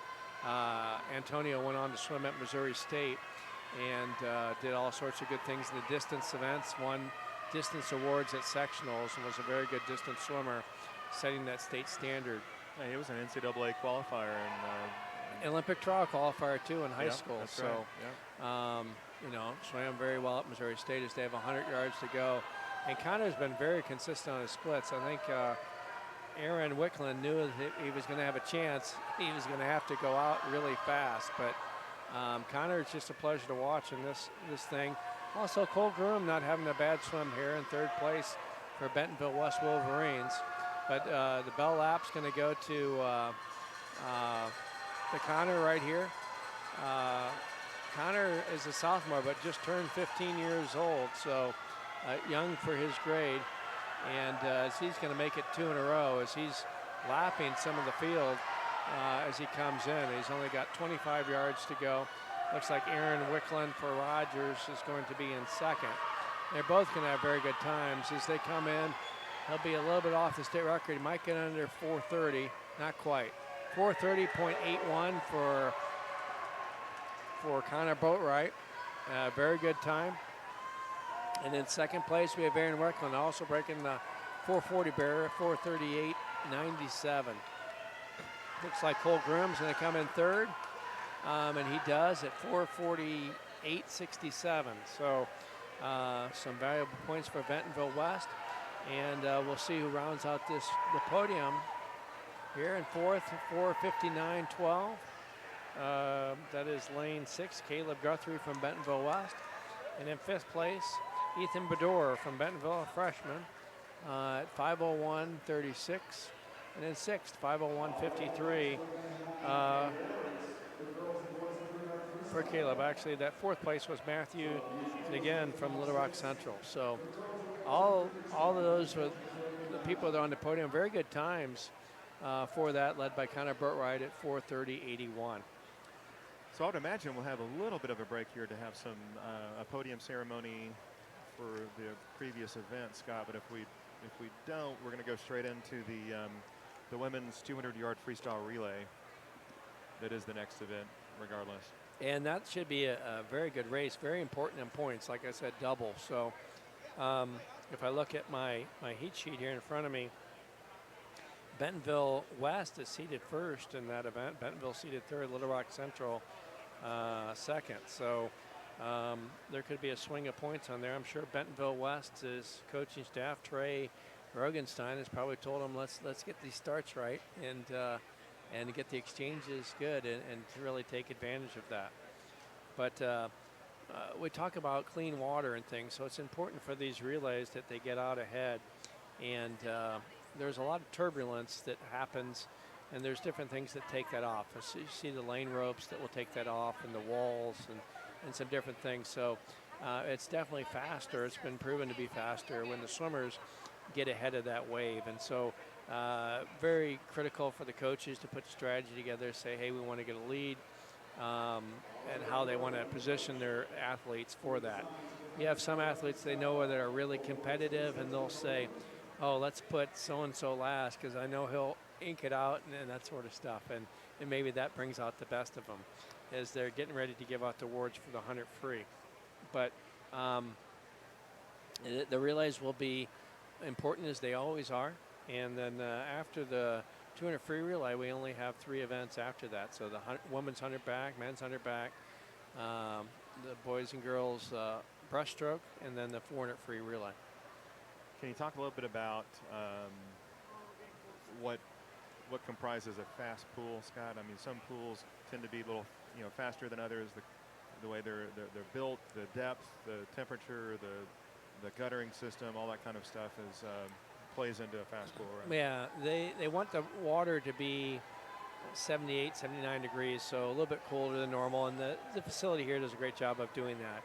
But the reason this pool may not be as fast as others is it's not deep all the way, and this pool serves a lot of facilities and a lot of different things. So you have to have a shallow end for handicap and some other things to take into effect. So you have a deep end down there, and that would be the faster end. But where you would have Olympic trial, usually it's 9 foot deep all the way, so the waves would go down and wouldn't come back as the swimmers.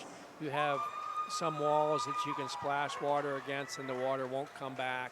And here the guttering system, the excess goes into that guttering system and is recirculated. So that makes for a faster pool. Also, it's these 9 foot wide lanes also help because there's more space between the swimmers. Obviously on these relays, the reason it's a little bit more waves is that people dive in and just their body weight and body mass creates some waves between the shows. We see the 100 free awards there. And Ellie Shank from Bentonville West won that event.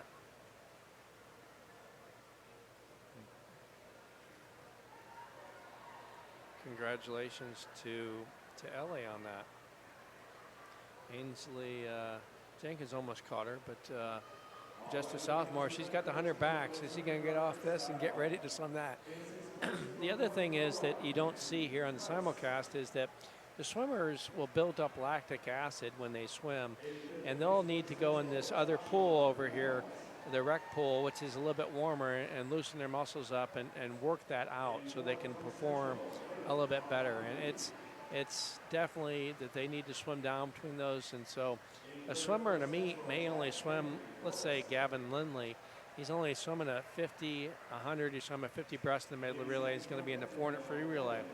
So you're saying, oh, wow, he only swam 300 yards. I bet before the day and warm up, warm down, he's probably going about 3,000 yards in the day. So he's really got a lot of effort there, and it's all important part of performing there. So can you touch a little bit on, we hear people talk about tapering for swim, tapering for track athletes, probably somewhat similar, but what does that mean when we talk about tapering for the athletes? Well, congratulations to Gavin and Evan, 1-2 there. So anyway, what that means is you try to taper, and that means you taper off your workloads. In other words, you do less yardage, more sprints, more high intensity, and that's so you reach a peak performance at that thing. And it's just proven the way that you can do it. The boys would probably need a little bit more rest than the girls, and just because of muscle mass and their builds and things. And so what they'll do is track is a little bit different. You do a little bit more rest on those sort of things, but they'll cut off their yardage from 8,000 a workout to maybe half that, or 3,000 or 4,000, to where they'll be going at peak capacity. So in the water for heat 1 of 2 for the girls 200-yard freestyle relay, we have in lane 3 Bryant High School, lane 4 Cabot High School, lane 5 Rogers High School. Yeah, and so what they'll do is just try to rest a little bit, and then lay off the dry land, which is just push-ups and sit-ups a lot of times, and weights, and then try to, the coaches emphasize it. I don't know how good that they are at doing that, but try to get them to not do so many other inner activities and rest for that particular meet. So that's what's involved in what we call a taper. But the effect of that is that it lets the muscles recover. They feel their peak strength when it's time to compete. But that only lasts for so long. Yeah, I always think of a story that one of the previous Bentonville coaches told me, is that he was telling the parents about how they needed to taper for this meets. And Madeline Marks, who's a junior at Ohio University Bobcats, swam today.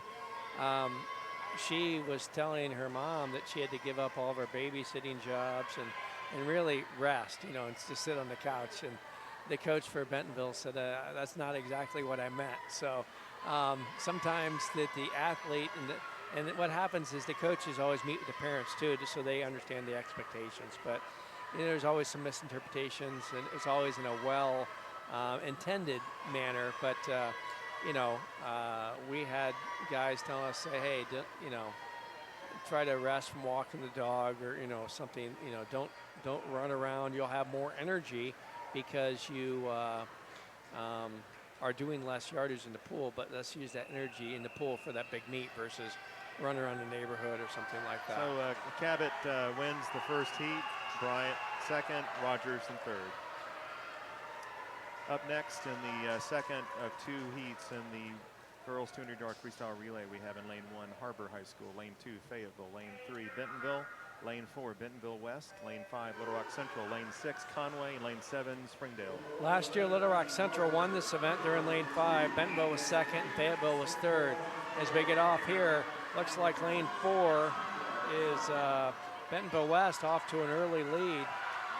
As they go into that, lane 6, which is Little Rock, is Conway, and lane 5, which is Little Rock Central, are following closely behind. So looks like lane 5, 25.61 out there. And lane 4, 24.56. So that is lane 4 is Bentonville West out to an early lead. Lane 3 is Bentonville, and they're starting to move up now, but lanes 5 and 6, which is Little Rock Central and Conway, are in second, third. Bentonville's in fourth, and Bentonville West is leading. So Bentonville West did very good in the 50 free with several scorers there. Looks like Bentonville's trying to move up in lane 3, but right now 1, 2, 3 is Bentonville West, Little Rock Central, and Conway. Bentonville West trying to move up.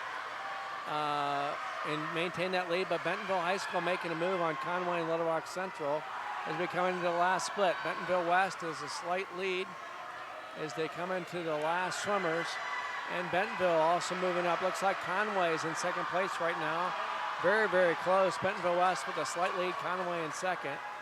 And as they pop up, looks like Conway is moving up. Looks like Bentonville's in fourth, but looks like it's between Bentonville West and Conway to see who wins this. It's going to be too close to call. Looks like Bentonville West is first, 139.81. Second, Little Rock Central. Third, Conway, and fourth, Bentonville. That state record in that event was set 8 years ago, and it was set by the team of Alexa Tenenenko, Alexis Abernathy, Unso Chan, and Emily Horton. Very good record of 138.15. They were just under 2 seconds away from that. That record stood for a while, and I expect it to stand for a little while longer. But very good time for Bentonville West as they got another state title and that 200 free relay. And now it's the boys' turn in this sprint relay.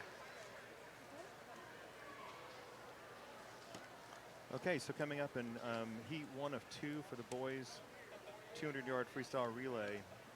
In lane 3, we will have Catholic High School. Lane 4, Fort Smith Northside. And lane 5, Cabot High School. Cabot was 5th in this event last year. Don't know who they graduated in things, but they've had a strong history, placed several swimmers in college and things. So we'll see how they fare in this. The second heat with the boys, Little Rock Central won this event last year. Bentonville was second. They're seated 4th this year. Conway was 4th. Harbor was 6th, and Bentonville West was 7th. So they're seated quite a bit different this year. A lot of points at stake here, Scotty. Oh yeah, and we look Cabot is seated second in this heat, but looks like the swimmer for Fort Smith Northside is off to a pretty good start. Yeah, Thomas Bullock is swam at Missouri State and Oklahoma Baptist. Both. He's the coach of the Fort Smith schools and also coaches the Tide Riders. Does a great job. I see him standing over there, and it was a good sprinter for flying back, and it looks like he's taking that knowledge to the Fort Smith Northside sprinters here as they continue to lead this first heat of the 200 free relay. Obviously, if they can move up a little bit and score some more points, that's double on this, and that looks pretty good. So, and what I expect a lot of the strategy to be is that the coaches for Bentonville West, and the other teams will try to get a lead with a fast swimmer near the beginning and get that clean water so there's not as much turbulence when the other swimmers dive in and things.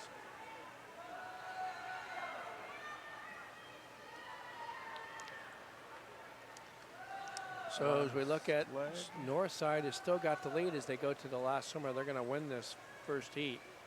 I can tell Thomas Bullock coaches all these guys. They all have the same stroke. So kind of a windmill approach and trying to turn it over fast and use a good kick to power themselves to this win in the heat. So that's a time of 1:38. That's a 3-second drop off their seat time and could move up into the top 8. Yeah, that'll be close. That'll be close for top 8. So we look for the second heat of boys, and this should be a pretty good race. Little Rock Central, based on what I've seen in the 50 and other things, it should be pretty tough to beat in this race. This is going to be really tight. So heat 2 of 2, lane 1, Fayetteville, lane 2, Conway, lane 3, Harbor, lane 4, Little Rock Central, lane 5, Bentonville West, lane 6, Bentonville, lane 7, Springdale, lane 8, Bryant. Yeah, so Central is Jack Henry, Forrest, and Yusuf Pagat. I'm not sure if they're on this relay or not, but if they are, that gives them a good chance to win this. But Little Rock Central's in lane 4. They have a slight lead. I mean, Scott, you look at this. I mean, you have Bentonville West, Bentonville, Harbor, and Conway, all with a 131. Like, yeah, 21.9 for Bentonville, and lane 6 touched first, just ahead of Little Rock Central. So Bentonville is trying to win this from lane 6. I know that they have Gavin Lindley in the 400 free relay, but it's very close for Little Rock Central. taking a slight lead over Bentonville. Bentonville's in second. This could go a long way to deciding the team championship as well. But Little Rock Central is taking a slight lead.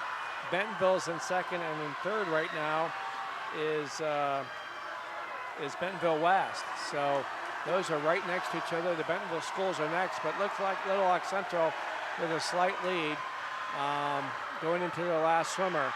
Bentonville and Bentonville West are virtually a dead heat as they go into the last swimmer there. Looks like those swimmers will be the top 3 positions. Lanes 2 and 3, Conway and Harbor are starting to come on, but it looks like Little Rock Central is going to make it 2 in a row in this relay. Bentonville West is trying to hold on for second. Looks like lane 2, which is Conway, might get second. Well, Bentonville West is second, Conway third, Bentonville fourth. So 129.36. And the top 8 is as you see it up there. They held their position. So Little Rock Central in 129.36, far off the state record held by Conway. But very good. Bentonville West held on for second. Very close. 0.7 of a second separated second, third, and fourth. And that's only they're currently only 12-point difference between West and Bentonville High School for second place. So that's, those are important points.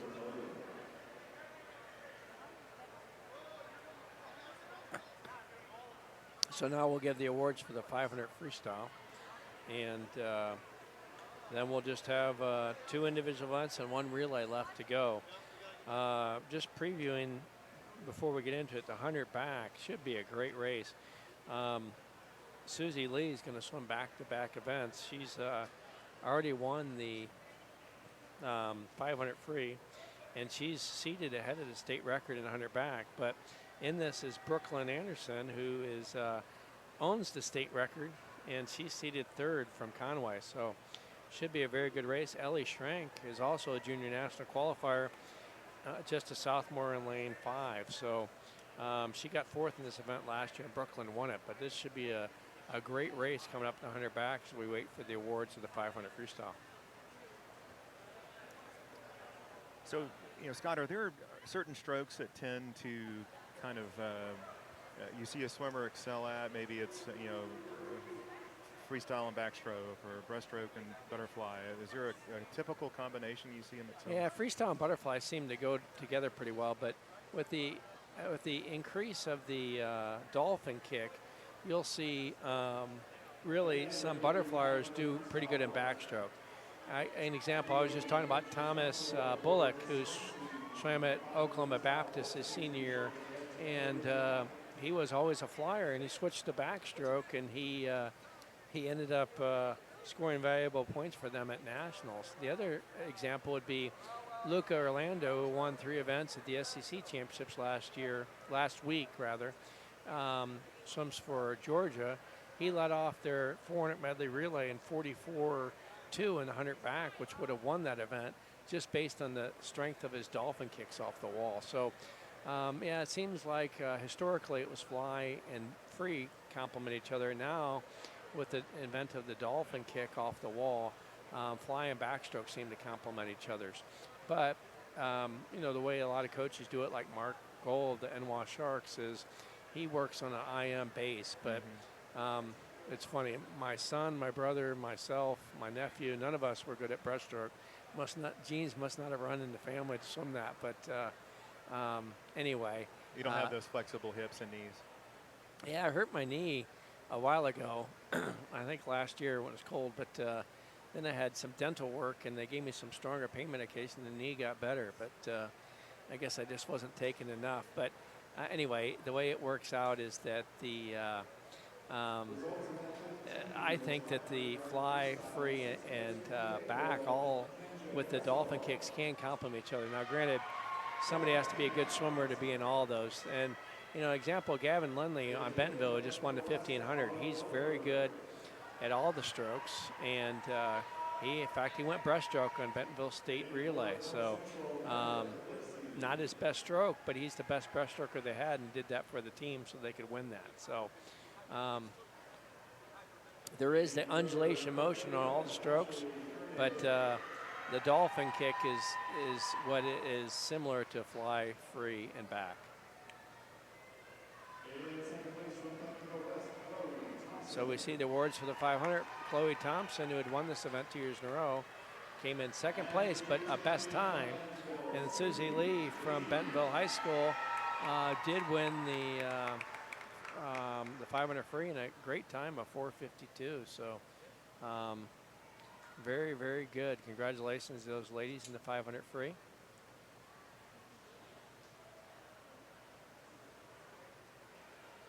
And Susie's got the 100 back coming up, so she's going to have to, I'm sure she's already cooled down. I'm sure she's getting ready for that race.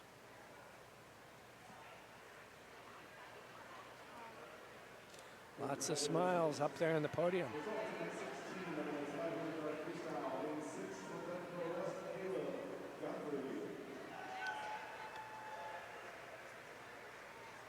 Announcing the boys' winners, the 200 free, or 500 free, sorry.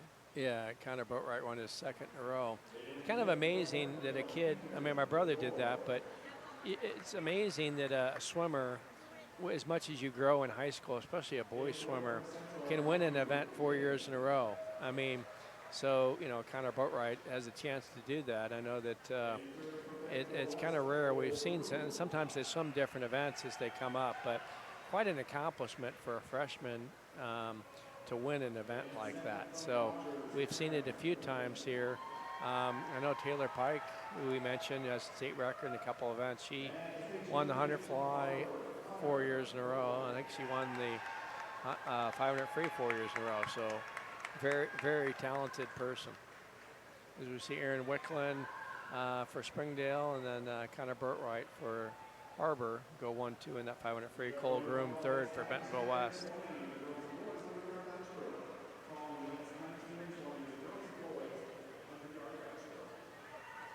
Okay, so coming up next is the first heat of two for the girls' 100-yard backstroke, and in lane one we have Lacey Delzel from Springdale, lane two, Schneider from Bentonville, lane three, Zoe Lincoln from Little Rock Central, lane four, Ellen Jackson, Mount St. Mary's, lane five, and Jean from Little Rock Central, lane six, Ellie Chris from Bentonville, lane seven, Abigail Thomas from Cabot, and in lane eight is Shelby Bratton from Bryant.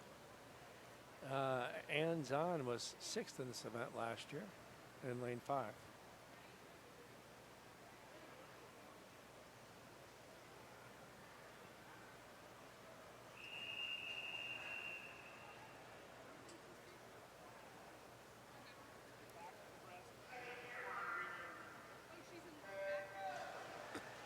All right.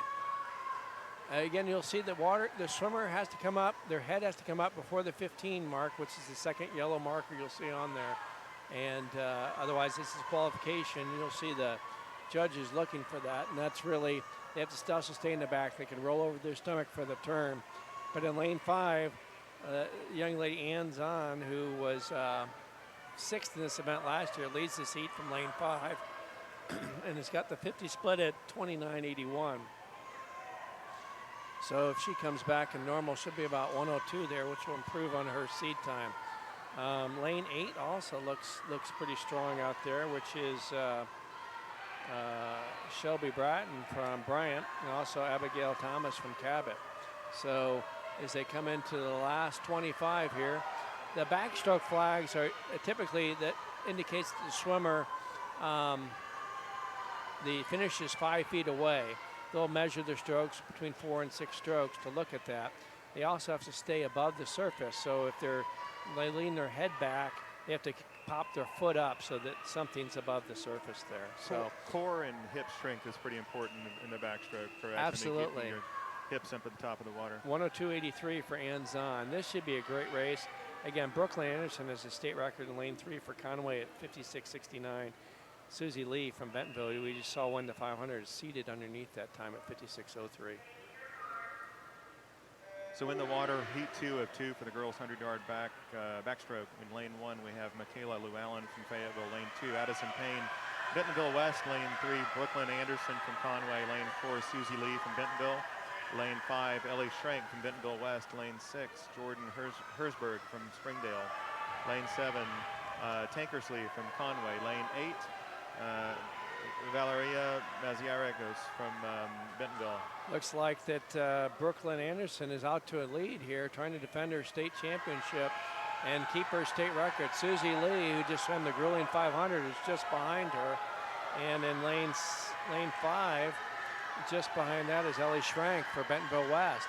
Also battling. Looks like Brooklyn Anderson is gonna win this 100 backstroke. And let's see if she can get underneath her state record. Susie Lee is closing as they come to the finish. It was Susie Lee. Wow, what a finish, 56.67. Ellie Schrank second.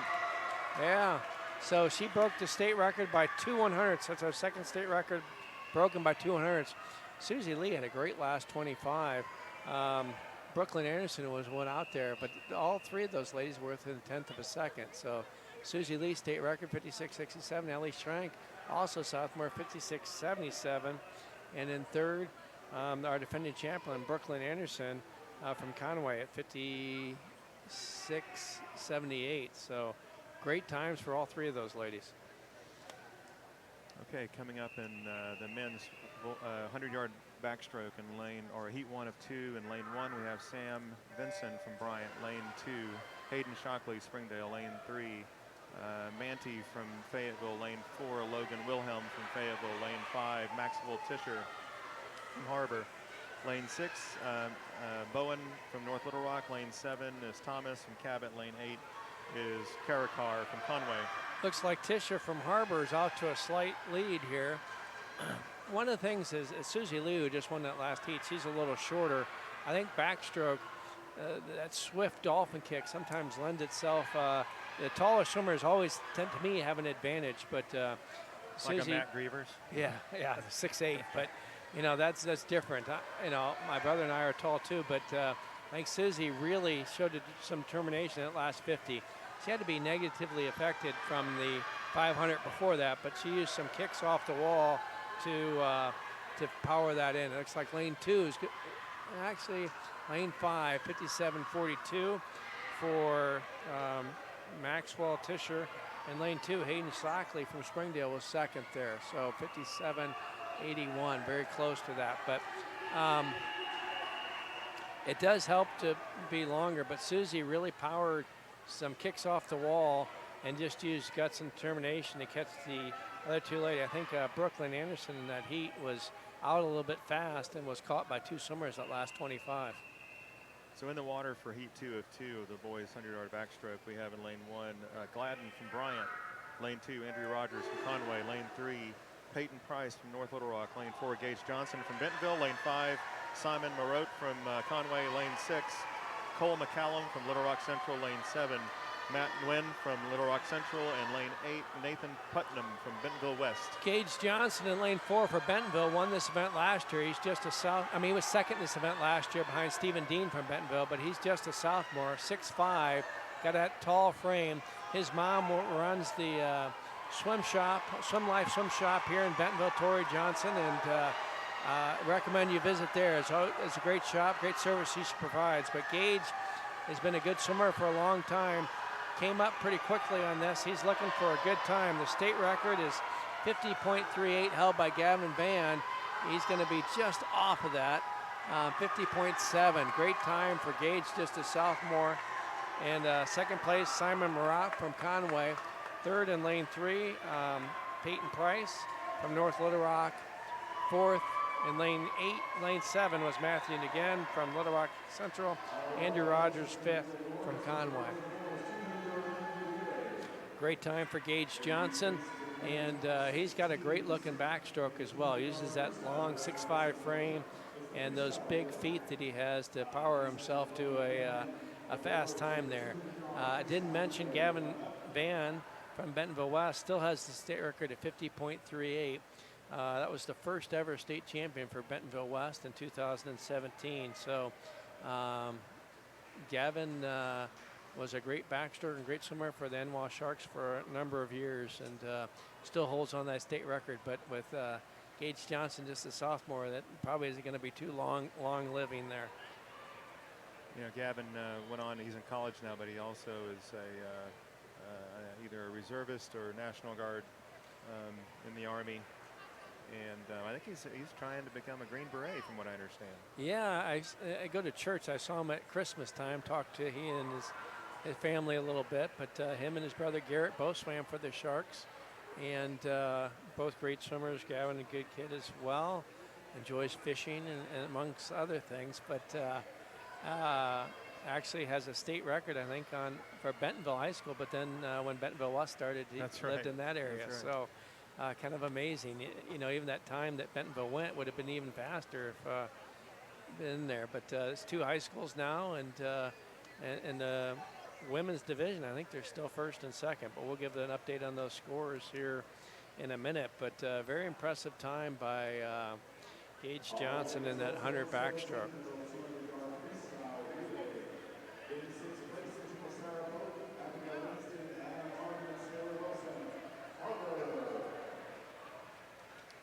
So awarding the 200-yard freestyle relay winners here. We'll see a lot of bodies on the podium there. Yeah, so. we will.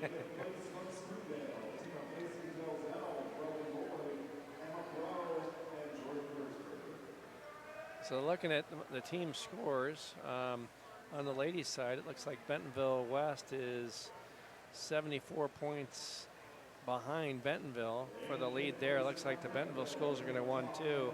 In the men's, it looks like Little Rock Central has extended their lead slightly with a 72-point lead over Bentonville High School. So it looks like Bentonville's boys streak is going to end at 1, and Bentonville ladies will win their 4th in a row. And at this point, only 8 points separating second from third on the men's side. Oh, absolutely. I didn't look far enough, but might come down to that. Looks like it will come down to the relay of who can win between Bentonville and Bentonville West. Let's look at the breaststroke. We have on my prediction a score here. Looks like Bentonville West is going to score more points than Bentonville in the 100 breaststroke. So it will probably come down to the last relay. Based on seeds, Bentonville West on the men's side will be 17 points, and Bentonville will be 8 points. They each have a couple swimmers. But after having several strong breaststrokers the last few years, a little bit of wide open field this year. On the ladies, which is the next event after we finish these awards, is 100 breast, where Leanne Yu has the state record here at 102.85, which is an excellent time that she did last year. But we expect her to have a good time here as we give the awards for the boys 200 free relay.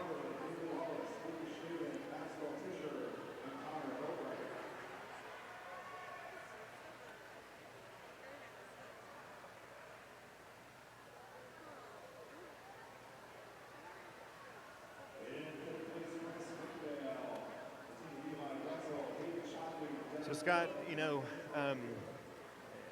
maybe for the audience, we explain a little bit about how the limitations of the number of events that high school swimmers can swim. I think it's a maximum of 2 relays, correct? Or a maximum of 4 events. 4 events, but 2 of those have to be relays. You can't swim more than 2 individual events. You actually could swim 1 event and 3 relays. 3 relays, right. Okay. But you can't swim more than 2 individual events. And the state format has been the same for years and years. They had the 200 free relay probably in the 90s, and it stayed the same format for about 30 years. So whether you're in California, Florida, whatever, they swim the same order of events. There's some places where they'll swim some short course meters, but in general, it's short course yards all across the country, all the same order of events, just different times of year. Like in Missouri, they swim the state high school meet in the fall. Most of the schools around the country swim this time of year, and then California, a lot of times they'll swim it in the spring. Yeah, I've seen some states where they have the boys swim in the fall and the women in the spring, or vice versa. which is, it just always seems unusual. Well, I think But, what the reason that some of them do it is to not affect with the junior nationals, but now they move junior nationals sometimes till December, Yeah. and so it's always going to interfere with something. It's just whether you put an emphasis. And Arkansas is pretty lenient as far as the rules go. When I swam in Missouri, you couldn't swim high school and swim club. You had to swim one or the other. So they've laxed those rules some because it's in better interest of the athlete to have these events and be able to perform at their best during that event. So basically, they want to make sure that the people can represent the club and do you make the still team own faster. all of Missouri's records? Now, I don't own any, Oh, wow. but they've been long broken. But when I finished high school, my brother still had the state record in my event. I was the second fastest in the state history when I swam it, but the second fastest in my bedroom as well. So, All right, so in the water for heat 1 of 2 in the girls 100-yard breaststroke, we have in lane 1, Amy Bay from Little Rock Central. Lane 2, Riley Riddell from Bentonville West High School. Lane 3, Rachel Hammond from Little Rock Central. Lane 4, Coughlin, Little Rock Central. Lane 5, Gould from Bryant. Lane 6, Madison Bustle from Fayetteville. Lane 7, Madison Hall from Bentonville. And in lane 8, Mackenzie Jordan from Fayetteville. Alexa Coughlin from Little Rock Central was fifth in this event last year, and she tends to lead, but she's getting a strong push from Bryant, Atlanta Gold, in lane 5, as those two swimmers are neck and neck, kind of bobbing at opposite times as they go off the last wall together. Madison Hall from Bentonville is in lane 7, and Riley Riddell from Bentonville is in lane 2 for Bentonville West. So as we come in, it looks like that Alexa Coughlin is going to win this heat in a time of 1:10.76. So an improvement on her seat time. She hopes to be on the podium as she was last year in this event. Second in lane 5 was Bryant's Atlanta Gold. So as we get ready for the last heat here, we have both Addison Wicklund and Leanne Yu in this 100 breaststroke. So heat 2 of 2 for the women's 100-yard breaststroke. We have in lane 1, Emma Campbell from Bentonville. Lane 2, Sailor Wilson from Harbor. Lane 3, Addison Wicklund Rogers. Lane 4, Leanne Fang Yu, Bentonville. Lane 5, Jenna Gogol, Bentonville West. Lane 6, Grace Robbins, Bentonville West. Lane 7, Maya Boscus, Bentonville. Lane 8, Grace Esteban, Cabot. Bentonville and Bentonville West are dominating this heat. As you see Leanne out to a lead in this 100 breast, she is really lengthening her lead. She has a beautiful breaststroke. That's how you should really swim it. Addison Wicklund, the sophomore from Rogers, is in second here, but I think they're battling for second. As I expect Leanne, she might come close to that state record. That 102 time that she did last year was very impressive, but really looking at how she brings her arms under her body and lengthens her stroke. She's got just a textbook beautiful breaststroke that you'd want to emulate if you were trying to do that stroke. You see the swimmers from the teams encouraging the swimmers as they can see that, and that really helps those swimmers. But Leanne's going to win her third in a row 100 breaststroke, and so her sixth individual time overall. A little bit slower than last year, 103.04, but still a great time. Just 0.2 off of her best time of 102.85 from last year's state meet. In second place, we had lane 5, which was Jenna Gogol from Bentonville West. And then third, Addison Wicklund from Rogers, 106.57. So nice swim for Jenna Gogol. And Grace Robbins from Bentonville was also in sixth in lane 6. So as we start the boys. In the water for heat 1 of 2 for the boys 100-yard breaststroke, we have in lane 1, Tim Yang from Conway. Lane 2, Michael Lee, Harbor. Lane 3, Fulcher Cabot. Lane 4, McDonald, Harbor. Lane 5, Ethan Chris, Bentonville. Lane 6, Kaplan, Conway. Lane 7, Shaw, Bryant. Lane 8, Wright from Bentonville. Yeah, I know Ethan Chris is not a breaststroker, but he entered this event basing doing well at one of the meets and saw this event was rather open. This has always been a very strong event for Bentonville with Blair Bish, Gage Crosby, and a few others, Thomas Dexter and some others doing this. But last year, Duncan Trop, who swam for Conway, went on to OBU and Ouachita Baptist, and he swam there. He and his brother both swam for Ouachita Baptist, but field is kind of wide open this year. It looks like Ethan's trying to get his second podium. He's not normally a breaststroker, but really trying to turn it. He's tying up a little bit this last 25 as he comes in, and he looks like he wins. Ooh, just got touched out in that heat. 104.49 in lane 4, and that was Maxwell McDonald, and second Ethan Chris at 104.69. 2 seconds off their time, but Ethan tied up a little bit that last 25. So his time would have been the 5th seed or 6th seed in this next heat. The winner of the first heat. So in the water for heat 2 of 2, we have in lane 1, Abichalli from Little Rock Central. Lane 2, Potts from Little Rock Central. Lane 3, Schock from Fayetteville. Lane 4, Hale from North Little Rock. Lane 5, Jake Hokason from Bentonville West. Lane 6, Mosby Conway. Lane 7, Buckman, Little Rock Central. And in lane 8, Bromley from Catholic. This should be a really close race. Both Jake Hale and Jake Hokanson are very close, within 6/100ths on their seed time, and they're going out right together. I know that Trey Rogenstein, who's the coach at Bentonville West, it was a breaststroker at William Jewell, probably has helped Jake with that technique there. But slight lead here by Jake Hale from North Little Rock as they come into the final turn with 25 to go. They can do one underwater pull, and then after that pull, they have to come to the surface with their head, and you see them really driving out. Very close race between Jake Hale and Jake Hokanson, and right now it's too close to call. It's going to get, it looks like Jake from Bentonville West got that 58.44. Great last 25. He got his hand on the wall first, and congratulations to Jake Hokanson and the Bentonville West Wolverines for another individual state title there. Third in lane 3 from Fayetteville, Charles Schock. Fourth in lane 7 from Little Rock Central, Joseph Buckman. So they get even more points. I think in Little Rock Central, even if they happen to fall start in this last relay, has got that one.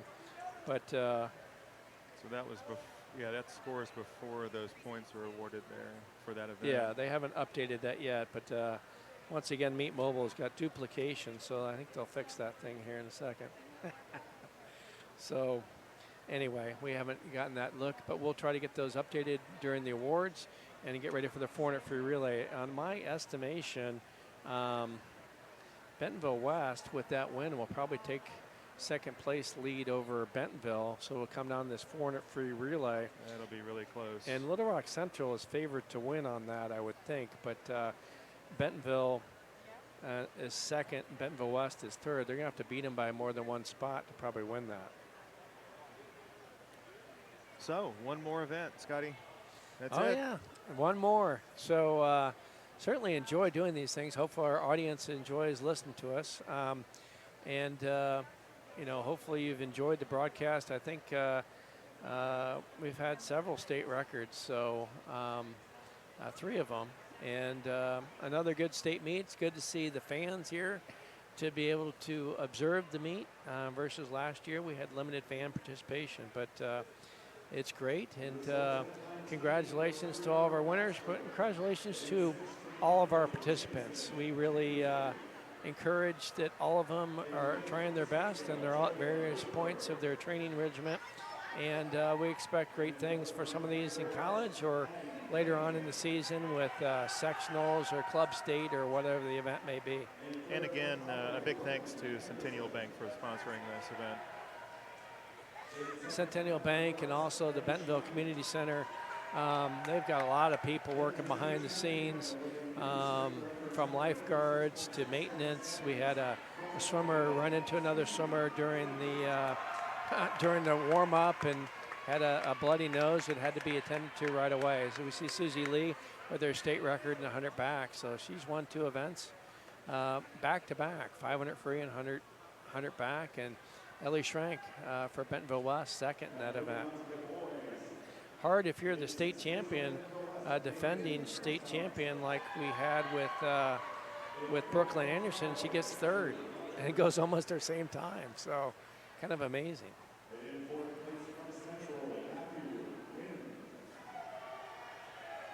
Okay, so we got the updated points here. Looks like Little Rock Central's 100 points up on the men's at 401. Bentonville High School at 300. Bentonville West at 291. It's on the men's side. On the women's side, you have Bentonville, some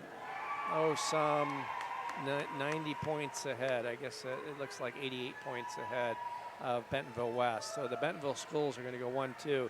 Little Rock Central is comfortably in third with the third place. The other thing is, it's pretty impressive, is that Bentonville West lost 34 points by the DQ in that medley relay. Otherwise, it would have been a lot closer. But still great for Bentonville's schools to be first and second. But also, Little Rock Central has been a strong player for a long time. Looks like they're going to win the boys event. And they also are going to be third in the ladies. So as it comes down to here, Little Rock Central, even if they fall start, are going to have this. But a close battle for second between Bentonville and Bentonville West. Whoever wins the relay between them would have an advantage. But even though the points are double, if Bentonville West would win that and Bentonville would get second, well, let's say that Bentonville West won the 400 free relay and Bentonville was third, they would still be 1 point ahead of them. Right. So I think those teams are seeded first, second, and third. I expect a great race in this men's 400 free relay between Little Rock Central and Bentonville, but that hasn't been contested yet. And first we have to do the ladies' events. Okay, so last event, girls 400-yard freestyle relay, heat 1 of 2 in the water. Lane 3, North Little Rock. Lane 4, Springdale Harbor High School. Lane 5, Bryant. Last year in this event, Harbor was 5th in the ladies' event. And again, similar strategy to the 200 free relay. You want to put a faster swimmer first. Typically, the way I like to do it is fastest swimmer, I like to have a person go last, unless there's somebody going for a time. Second fastest swimmer go first. And then, debates depending on the individual between who goes second and third.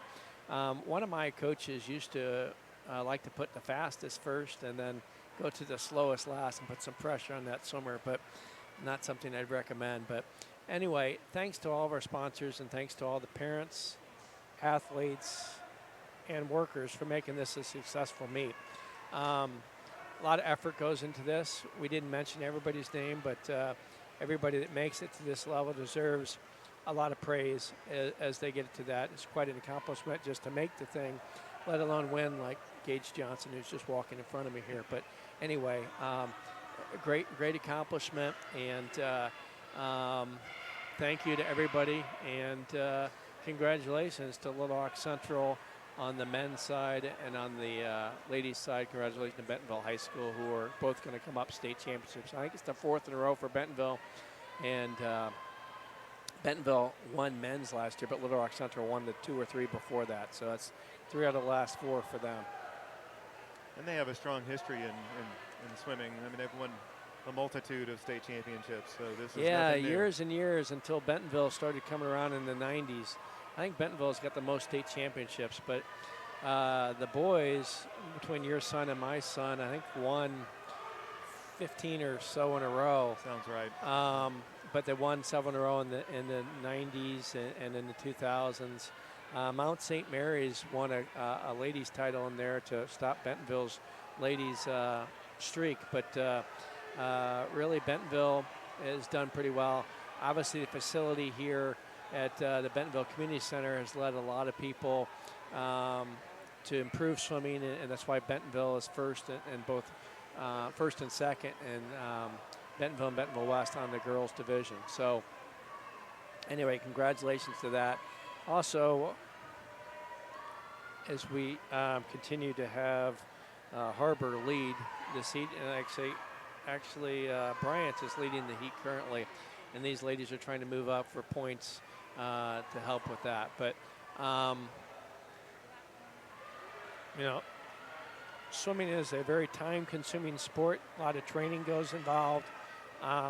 Most of these people spend 3 to 4 hours a day in the pool, hour in dry land, plus transportation to and from the facility. So hats off to not only the athletes, but the parents that get them there and help share in their success to do that, because it takes the coaches, it takes the athletes, it takes the parents to all make those persons successful. I mean, athletes got to have some talent and got to want to do it, but it certainly enables. I know it was probably a relief when your son and daughter learned how to drive so they could drive to practice, but in general, it is a lot of teamwork goes into swimming from an athlete standpoint, but a lot of teamwork from the parents and coaches to get them to this point. Yeah, I'm thoroughly pleased with the not having to drive my kids to 5:30 practice in the morning anymore. Well, you could always drive yourself and come swim with me at that time. Nope. But, Nope. yeah, your wife used to do that occasionally. But anyway, we're blessed to have a couple good facilities here in Bentonville, also a couple in Springdale and things. And the facilities have improved around the state, and I think that's why those times have gotten better around the state, and that's why people keep getting better, is because of the different facilities that we have around the state with new facilities and those sorts of things. And, you know, to your point, Scott, I mean, it takes a village, obviously, to put these kinds of meets on. And this is my last meet as a parent, as a swim parent, and reflecting back on 14 years of being involved with swim meets, all the time that was spent, volunteering, timing or meet marshaling or something, setting up or tearing down.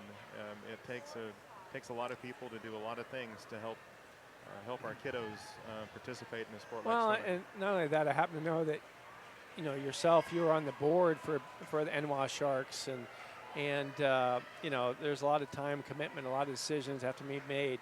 I was on committee starting in 2002, which eventually led to this facility, and kind of amazing to see it finally come to fruition. Okay, in the water for heat 2 of 2 in the women's 400 freestyle relay. We have in lane 1, Cabot, lane 2, Conway, lane 3, Fayetteville, lane 4, Bentonville, lane 5, Bentonville West, lane 6, Little Rock Central, lane 7, Rogers, and lane 8, Springdale. Last year in this event, Bentonville was first, second was Little Rock Central, third was Fayetteville, fourth was Bentonville West, and I expect it to be similar this year. As you look in the battle in the middle of the pool here, between looks like Bentonville West, and Little Rock Central, all very tight for the lead. Right now, Little Rock Central has a slight lead there. I don't really, they all have a lot of good swimmers. You'll see the lead change places with different swimmers. Looks like continued to lead is Little Rock Central, followed closely by Bentonville and Bentonville West. We'll probably have Leanne on this relay. She'll probably close the gap as they get on to this, but Little Rock Central continues to lead. They have a lot of good swimmers, and probably not what they expected in this meet. Might take it out in this 400 free relay as they lead the second swimmer in the water here. Bentonville and Bentonville West are right next to each other, with Bentonville West with a slight lead over Bentonville. I believe Chloe Thompson swam the 200 free relay. I'm not sure she's on this one, so that might give a little bit of advantage to Bentonville in the back half of this race as we approach the halfway mark. And certainly Little Rock Central leading, Bentonville West second, and Bentonville third as they come into the halfway point as the exchanges for here. So Bentonville dives in third place. They do have the team standings wrapped up. Very safe start by the third swimmer, probably was instructed to do so. Bentonville West is closed a little bit on Little Rock Central, and they're now neck and neck for first place. Looks like Bentonville just took the lead here. And Bentonville West is in a slight lead, trying to win the state title for the Wolverines. The state record is held by Bentonville High School, set in 2017 by Taylor Pike, Gabby Collins, Lainey Quant, and Lauren Hedgecock. So that record is held for 5 years. These ladies are seated very close to that time. In fact, Bentonville is a little bit ahead of that. So we'll see if they can get over there as they go into the last swimmer. 2:42, so have to come back in 54. That state record is definitely in jeopardy between Little Rock Central and Bentonville West. Those swimmers are almost a dead heat. Bentonville's trying to catch up here. Looks like Susie Lee going last, but Bentonville West is going ahead, and that state record could fall as she would have to come back and 26 or 7. So looks like they could have a state record here with Bentonville West. Little Rock Central has something to say about it, and they're trying to come back. Getting very loud in here as they come up the last 25. Looks like they're both going to be under the state record. Looks like Bentonville West is going to set that state record as they come into the finish.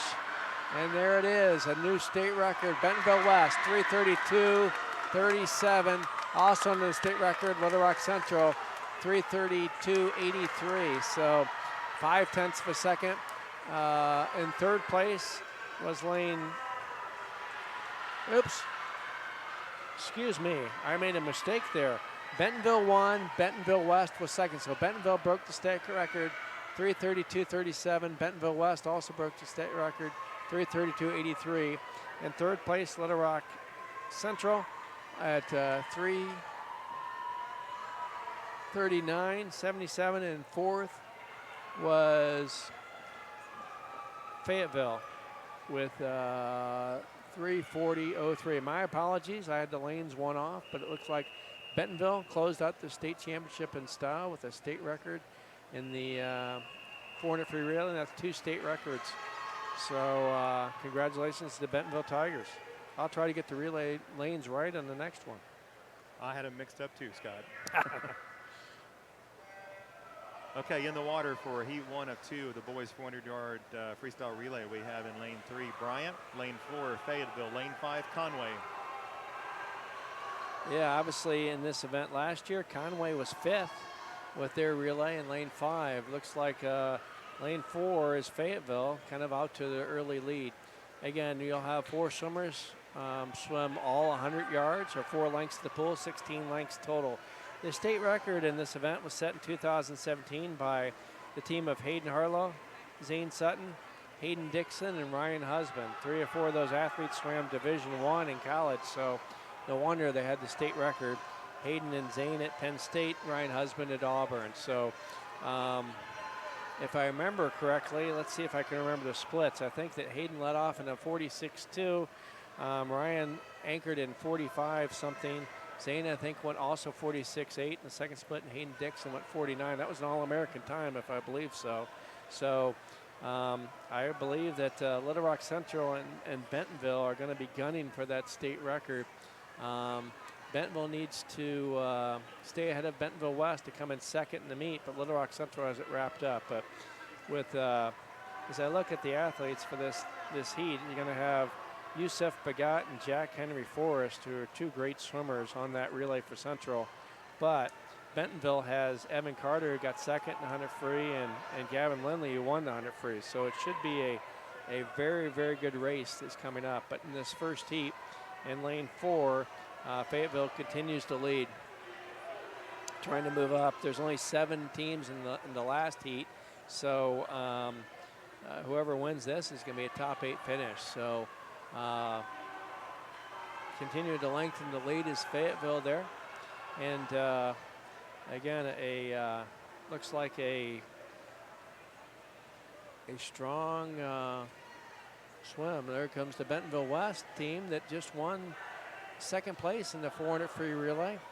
Underneath the existing state record, it looks like Chloe Thompson, Grace Robbins, Ellie Schrank were all on that relay. So congratulations to them on that excellent time of under the state record, just a little bit behind Bentonville, who had, I believe, Avery Spencer, Susie Lee, and Leanne Feng Yu on that relay. I think Emma on the Hill was on it as well, but a little hard to tell from here. But they list 8 people for the relay, and they can choose any of those 8 as it goes into it. So congratulations to Bentonville on a state championship in the women's, and also 2 relay records today for that. Also, Susie Lee set a state record in the 100 backstroke.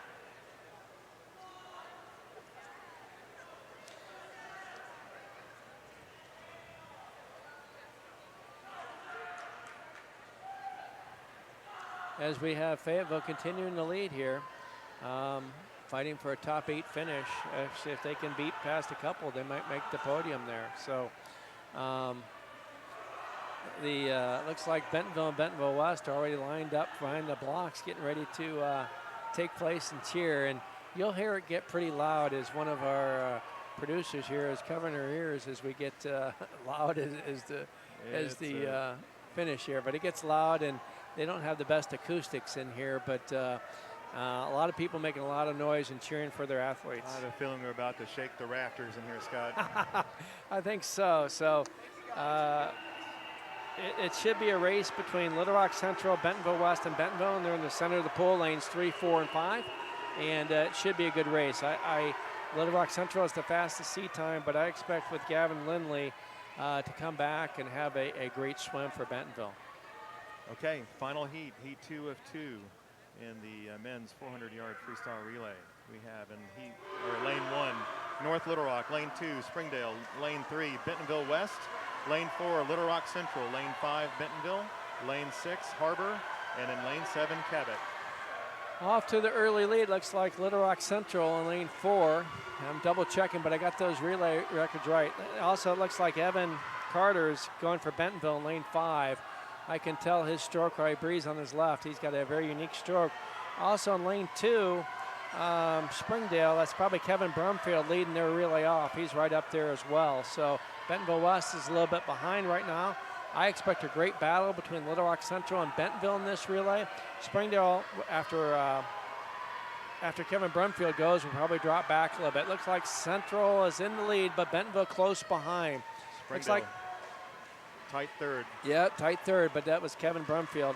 I imagine that Gavin Lindley will go last. He'll probably be going against Youssef Bagat, so it should be a good race, but Bentonville's going to have to catch up to have a chance here. Springdale is still hanging in there in second place, or actually in third place right now, as Bentonville's in second, and Little Rock Central is in first as they widen their lead as they get out here. So anyway, we should see.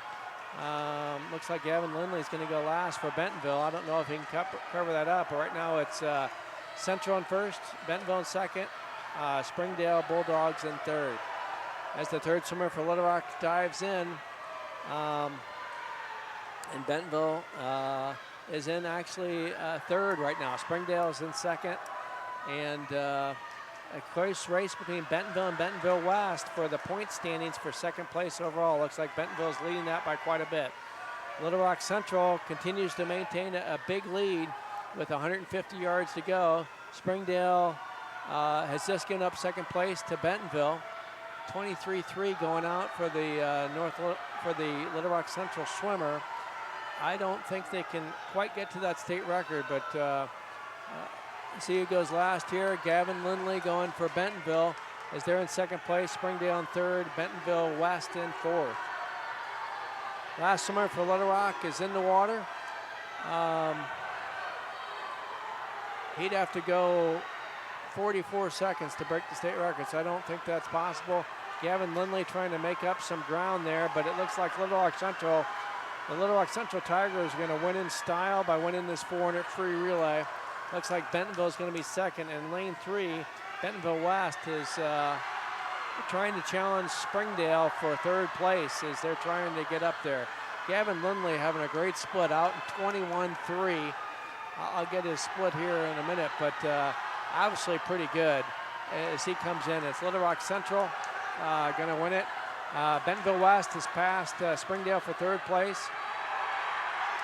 And 3:07.93, so a new state record for Little Rock Central as Hayden Harlow lost his second state record of the day.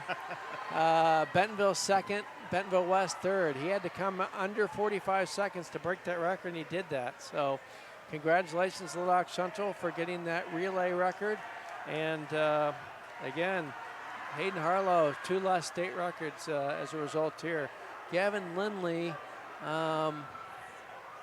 won a 44 split on that. So he had won the 100 free. A very good split on that. It's like West came in third. West came in third. They passed Springdale in the last 25. So congratulations to the Little Rock Central on the boys' side. And both the teams that won in style, won in the last relay, both Bentonville and Little Rock Central. So congratulations. Thanks for listening. Congratulations, Bentonville Tigers, 4th in a row. Little Rock Central, 1st in a row on the boys' side. So with that, again, that's our 4th state record. 200 medley relay for Bentonville. Let's see, 100 back for Bentonville, Susie Lee. 400 free relay for Little Rock Central, breaking Bentonville state record. And then the 200 IM, Kevin Brunfield broke that record. So for some fast swimming, and congratulations to all those participating. Any final words, Scott? It's been quite the run. 14 years as a swimming parent. I think my parents did it for longer than that, but it's a lifelong sport. I'm still swimming. I get slower every year, but like to come in and mix it up with the young kids, and good for my health as well. So well, I've certainly come to love the sport and what it does for the people that participate in it, and for the people like myself who are parents of swimmers, and all the great people I've met through the years, and the ups and the downs, and all witnessing the hard training and life lessons that all these swimmers learn. It's been a real pleasure, but it's also been a pleasure working with you, Scott. Oh, hopefully I can talk you into coming back next year. We'll see. But I enjoyed it, and then congratulations again to the Bentonville Tiger ladies on their 4th state title in a row. Congratulations to Little Rock Central Tigers on their state championship, and congrats to the Bentonville West ladies. I think that's the highest that they've placed, 2nd place. Yeah, 1st and 2nd for Bentonville, and I think on the boys' side, Bentonville was 2nd and Bentonville West 3rd. So very good swimming here in Bentonville, probably led by this nice facility here, and the great coaching of Marco, Liz Braun, Trey Rogenstein. So congratulations to all those who participated. I'm not sure what kind of coverage we're going to get for the award ceremony. We'll probably turn it over to Steve Chris to announce that. And with that, for Scott Harlow, I'm Scott Halliburton. Thanks for listening. Be safe and keep on swimming. Thank you very much. Thanks, Scott.